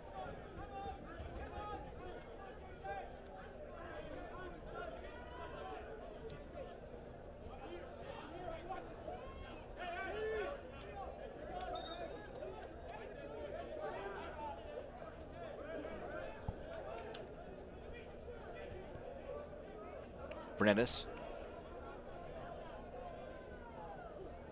McDowell. Calixto, the target of his pass, sits up for Ross. He thought about an ambitious effort, but that one always going wide. The USL is celebrating Hispanic Latino Heritage Month with stories, events, and more, bringing to life this special celebration across the league. Go to uslsoccer.com/Hispanic-heritage to learn more.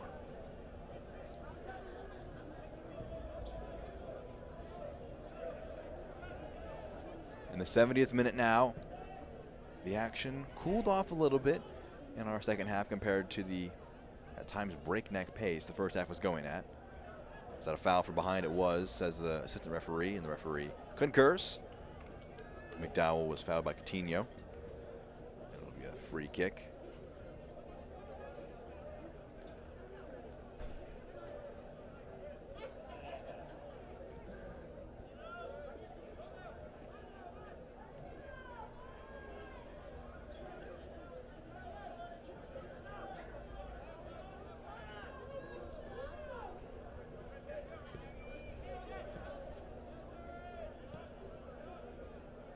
Shots top left of your screen. 9 for Knoxville, 13 for Greenville. 4 of them on target, but still searching for a first shot on target are Knoxville. McDowell.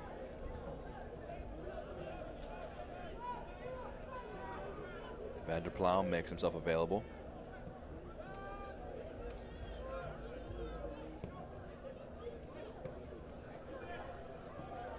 Worked out to the right-hand side, Angelo Kelly. It's his body. Pilato.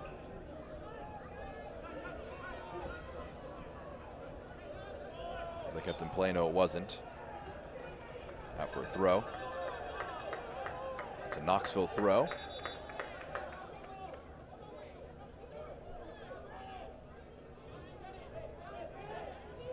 think there was some confusion there on whose throw it was. Was it alive enough for a foul on Thomas? But in the end, James Thomas can bring it down to the left foot. Whipped in, headed away. Kelly, his pass looking for Ross with the head. Out though for a goal kick.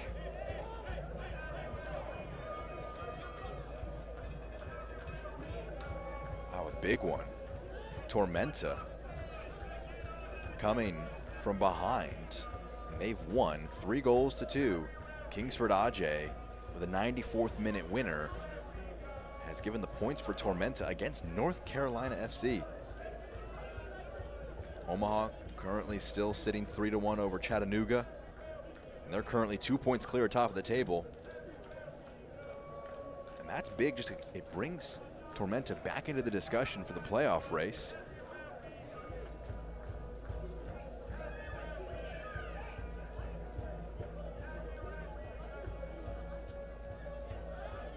You imagine Tormenta might be thrown on the match here, just hoping that Knoxville can steal a point away from Greenville. Try and make the points to gain 2 on the playoff line a bit closer, a bit more attainable. They're 5 points off. Also a match down, not impossible, especially considering they're playing one Knoxville next up. So the ideal result is putting yourself in the shoes of Tormenta. Maybe Knoxville comes back, gets the full 3 points because you have that head-to-head with them next week and can kind of gain some traction there. Fernandez, low one. McDowell at the byline, across goal. Thomas low, it's saved. Mazzola gets low. Our first shot on target. Jared Mazzola waited 73 minutes for it. He was alert when it came to him. Let's see it again. May have been a injury stoppage off your screen, but Thomas got there first, and that one's sneaking into the bottom right corner if Mazzola doesn't get there. Just a clever finish, did well with it. Evan Lee in some discomfort.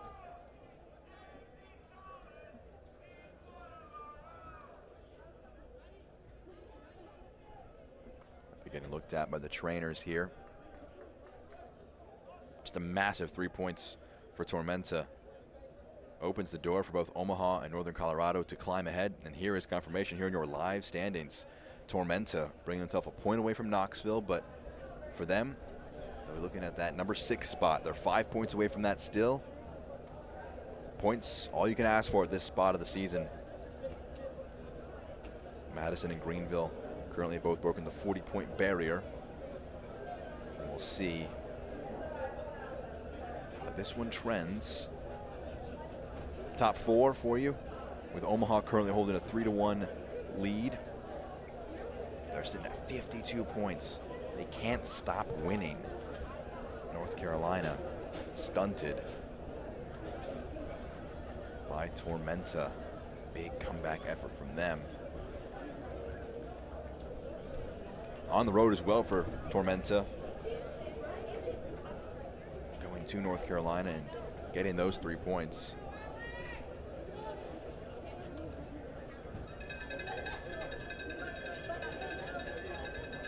Some subs being prepared. Devin Boyce coming on for Noah Frankie. And Alex Cox-Ashwood prepared to come on for Lucas Coutinho. We'll see if Evan Lee is good enough to continue or if he'll need to be joining the exiting ranks for Greenville.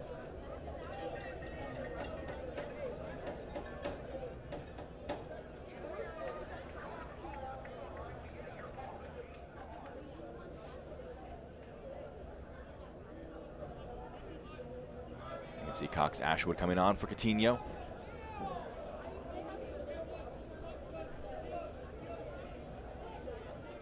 Forward from France.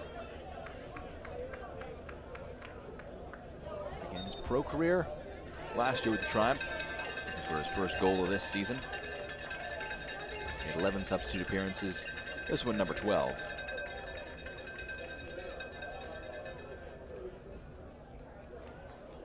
Substitution for Greenville. You can see also coming back in to play is Evan Lee, so it's 11v11. As Devin Boyce started last time out, coming on for Noah Frankie, come on into a right-hand sided position, trying to keep that in play with Gavilanes, but arcing out. That'll be a throw.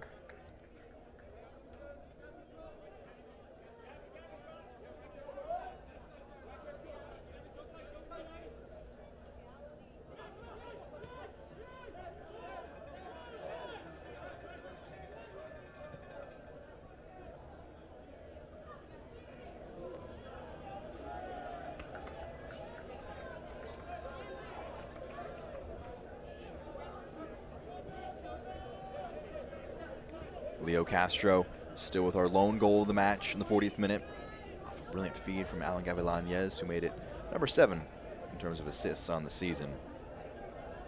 A single season record now for the Triumph. Pass breaks some lines. Calixto stays with it. Gio Calixto can bring in James Thomas. Thomas low into the box. Oh, a clever shot on goal by Frank Ross. But Jared Mazzola was alert to it. Was rolling towards him, but still had to get low to stop it after the clever flick. Let's see it again. Trying to scoop that one towards goal. Ended up going right towards Mazzola. Would have hoped to try and catch it a bit more towards that bottom left corner, but hard to shape that one towards goal at first. Vanderplam gets ahead to it. It'll spin for Ross. He can keep it in play. Ross, some space to work with. Drags it back. Oh, top of the 18. It's cleared away. Devin Boyce, his first touch since coming on, is a clearance, and it's an important one.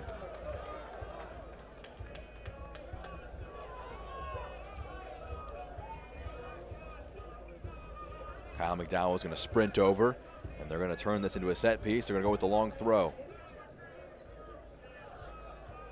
They've not been shy to bring him over from the left to the right.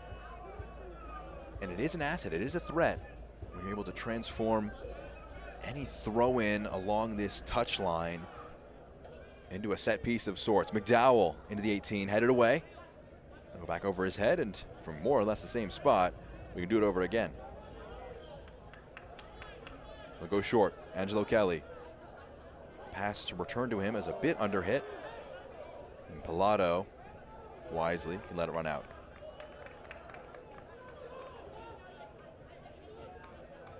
McDowell maybe feeling something after they're coming together between him and Pilato. Making his way back to left back.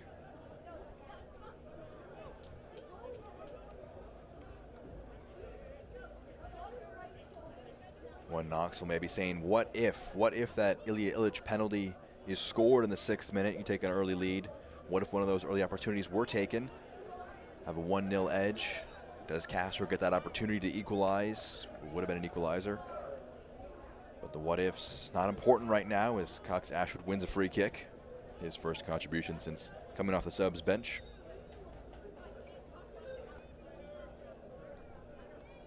And McDowell, you saw him struggling a little bit. He's down. I hope it's just some cramp. No Derek Waldeck as the natural replacement in that left back spot. Waldeck is suspended after his red card. It was a 0-0 match between Knoxville and Forward Madison, but it had 3 red cards in it. No shortage of drama last weekend. Waldeck was sent off right at the beginning of the second half in a match that Mark McKeever felt that they had a good performance in. They were shaping up to try and push the 3 points, but on the road at Forward Madison had to reorient, going down a man. In the end, there were a pair of late red cards for Madison that made the match end 10v9. So not too often you see that happening.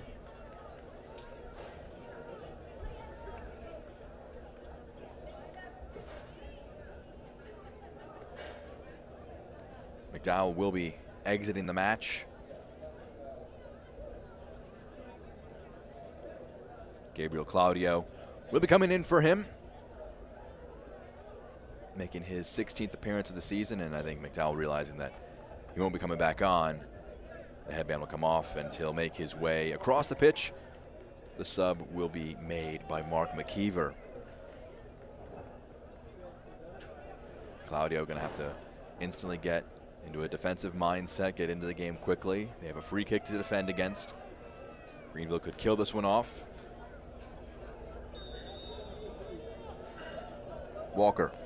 Substitution for One Knox in the 80th minute. Entering the field, number 55, Gabriel Claudio, leading the team, number 3.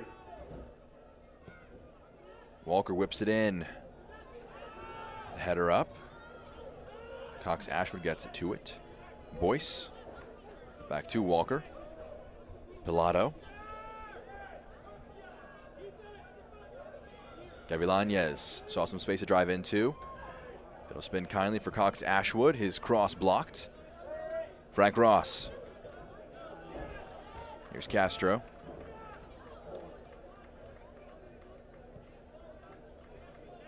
Claudio.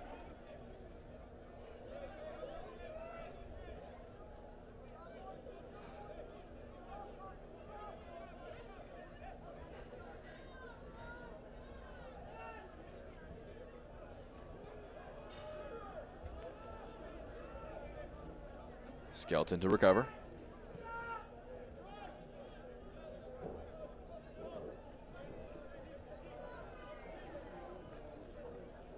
Claudio. Vanderplam. Chrysler.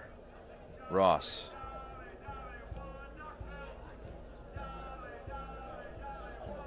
Cox Ashwood. Boyce making a run with him. There's 4 attackers. Just wide of goal. The flag went up, though. Would not have counted if Castro put it on frame. His run a tad early and his finish a tad off. They were closer to trying to make it 2 goals to nail down, though. Feeling the effects of things is Gavilanes. Down in the 6-yard box. Referee going to stop play, allow him to get some treatment as well.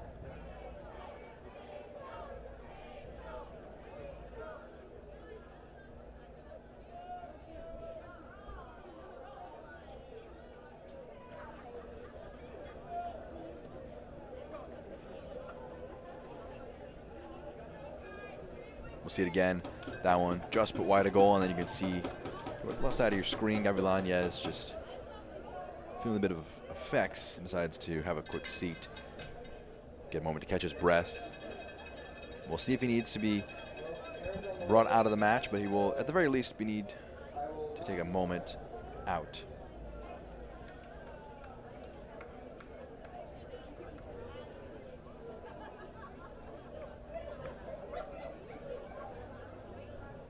Gavilanes will have his day come to an end here. Liam McKinnon will be coming on for him.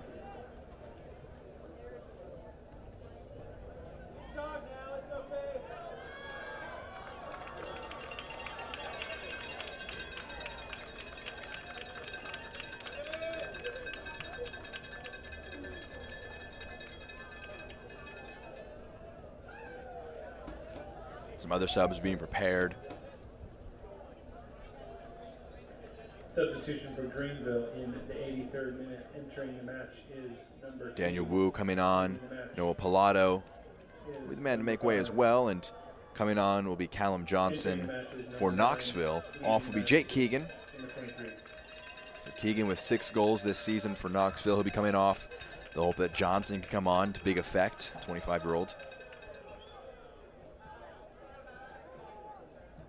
Also being subbed there was Pilato, out for Daniel Wu.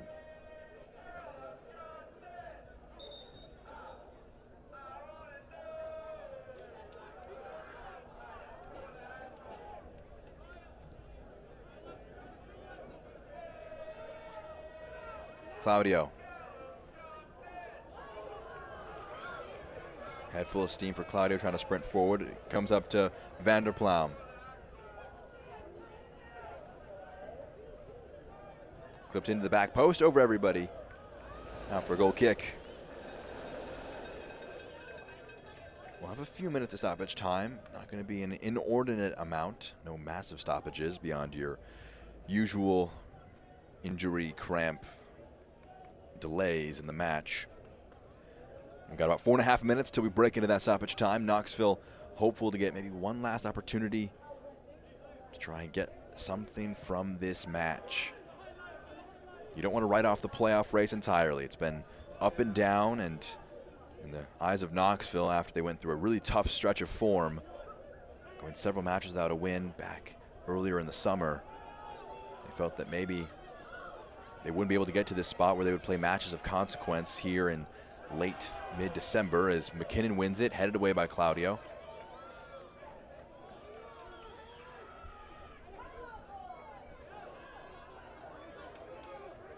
Calixto dribbling forward. Was he fouled? Referee says yes, he was. Boyce thinks he got the ball. Referee disagrees, and the card will be produced for Boyce.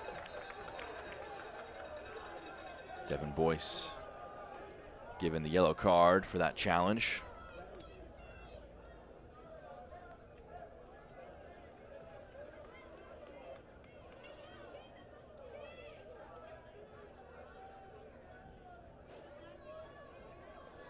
We'll see it again. Boyce just bringing him down. The card brought out for Boyce after the challenge. Numbers launched forward. Thomas can actually go short for Kelly. There's no one near to press him. Kelly clipped up, headed towards goal, just wide. Head in his hands. Gabriel Claudio thought maybe he had the chance to equalize. He had the equalizer in the May 20th match. In his first start for Knoxville, he scored his first goal. This time, though, not able to be the hero from the bench.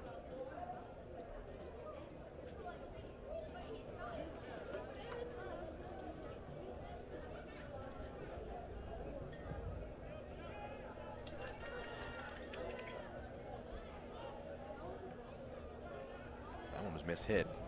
Really going out. The yellow card will be produced for time wasting. Looks to be Nate Schultz, booked after he just kicked the ball after it went out of play to avoid it being taken quickly, and I think he'll take that punishment to help his team get back set defensively.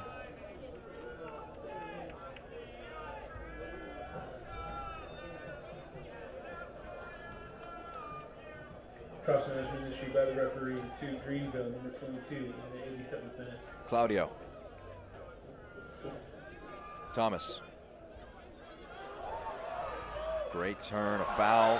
McKinnon bringing him down from behind. The yellow's coming out thick and fast. Liam McKinnon, the most recent to be booked.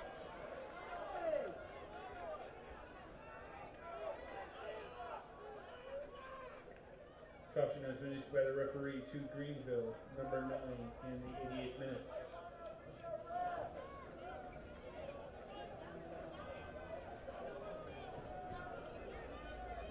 James Thomas. Another free kick chance. They had a shot. It was off target in the last one they had. Kelly nearby. Thomas over it. He whips it into the 18. Header is high. And Mazzola was coming together. The referee made sure it didn't boil over to anything, and may also have a quick word with Jared Mazzola saying he shouldn't take too long. We're into the 90th minute as Mazzola launches it. Thomas being chased down by McKinnon.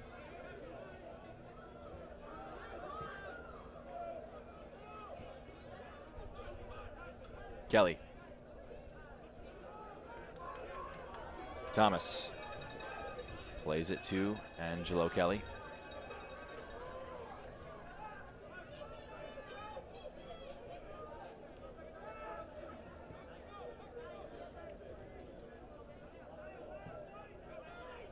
Chrysler's pass switches play. Thomas bringing it in field. His low pass intercepted. Is that a foul from behind? It is.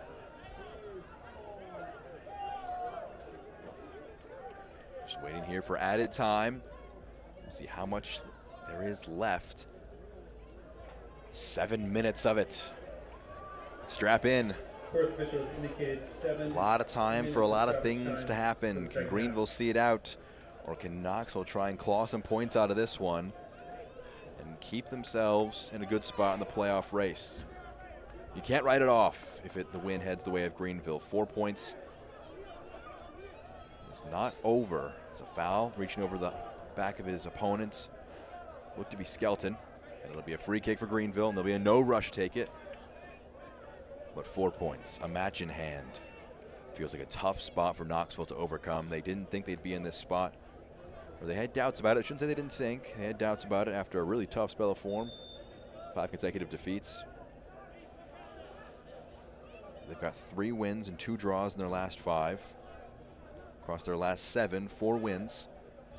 Those points have been racked up and up as Walker plays it back in.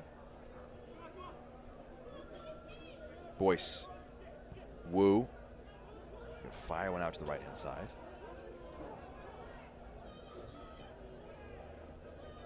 Some nifty footwork, but Lewis can get there.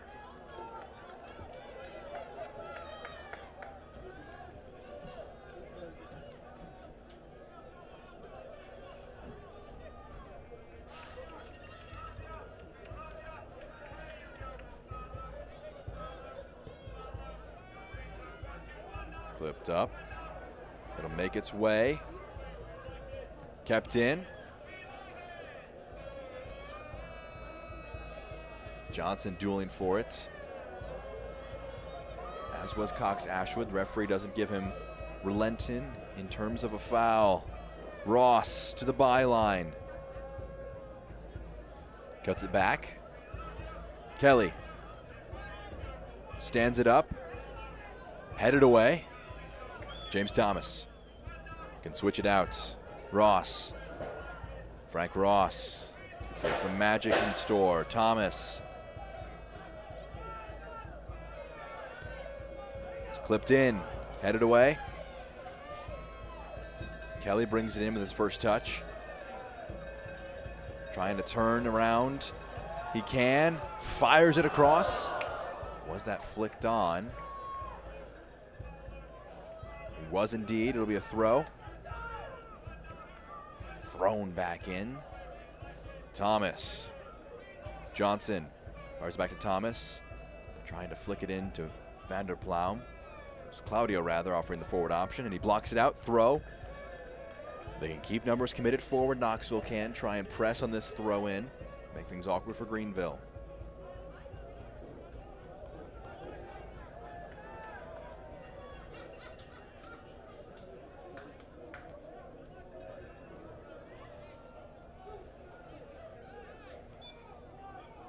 Foul committed by Vanderploum.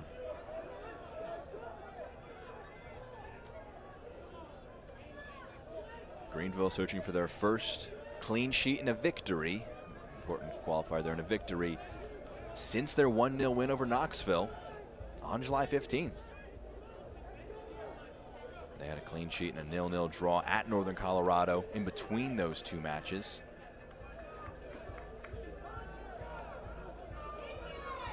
That match coming back on August 19th, more recent, less than a month since their last clean sheet in general. Offsides given.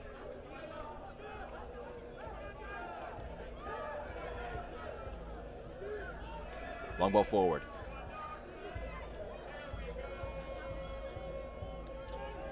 So foul from behind it was. Chrysler commits it. The referee will give Greenville license to eke out a few more seconds of this one. One more match in the USL League One tonight after this one, as well as our match between Union Omaha and Chattanooga that's also happening concurrently. That'll be Fuego against Northern Colorado, that one to get started in about half an hour. Lexington and Charlotte taking on themselves tomorrow, Sunday, 7 p.m. You can see some of the schedules, upcoming games, top left of your screen. Good one, Forward Madison, Northern Colorado, as well as Fuego and North Carolina on Wednesday. Some of the upcoming ones in the USL League One, as a corner is given to Greenville with 2 minutes left. There will be no rush in the slightest. The corner will be their friend.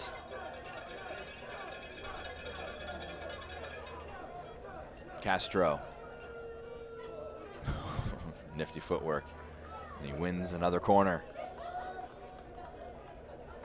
Helps to have a player of his experience, his composure, his skill set.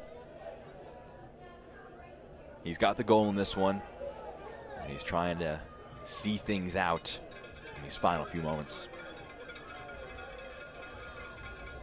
Castro. It's one back. Just over a minute. Foul committed. Yellow card will be produced. Daniel Wu, the next player to enter the book for Greenville. Quite a few number of yellow cards. But they won't mind if it sees them out to the 3 points.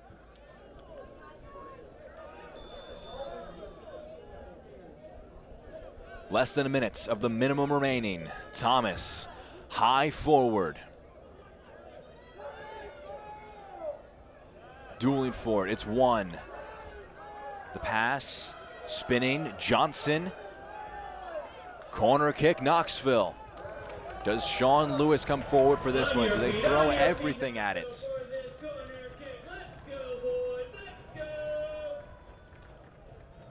You can see the orange of Lewis on the edge of the 18. He's 6'2" himself, could try and throw himself up in support.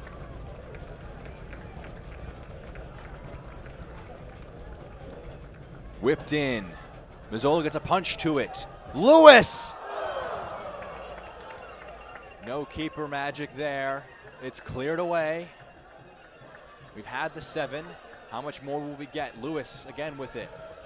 What a moment that would have been if Sean Lewis popped up with some heroics. It's Johnson. He can clip one forward. That will do it. Nope, sorry. Too early there. Offsides given. And that will do it. Greenville see it out. They win the season series. And they win the match. 1-0 and take a 4-point lead in the playoff race. John Harkes will be a happy man. And with that, welcome to the playoffs. Northern Colorado, Union Omaha, and North Carolina FC, while Richmond, Chattanooga, and Central Valley Fuego all eliminated from the playoffs after Greenville see out the 3 points with a gutsy effort, winning this one 1-0.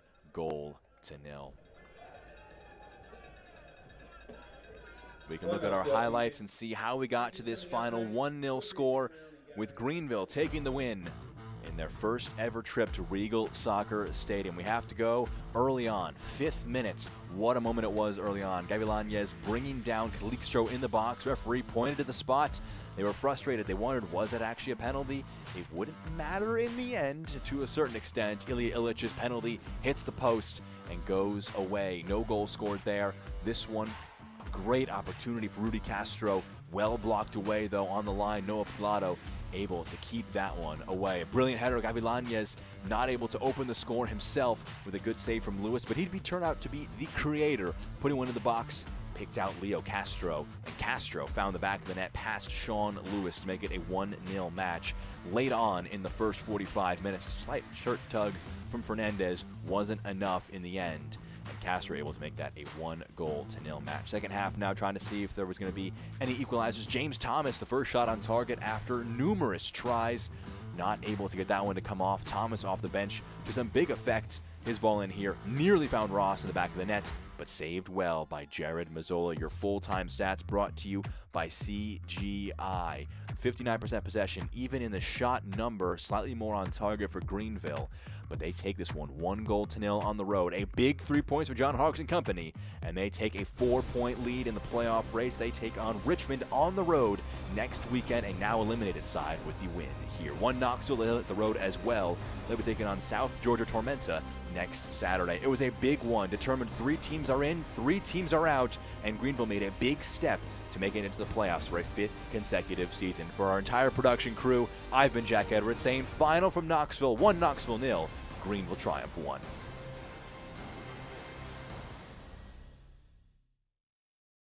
Cannot be retransmitted, rebroadcast, or reproduced without the expressed written consent of the United Soccer League, League One.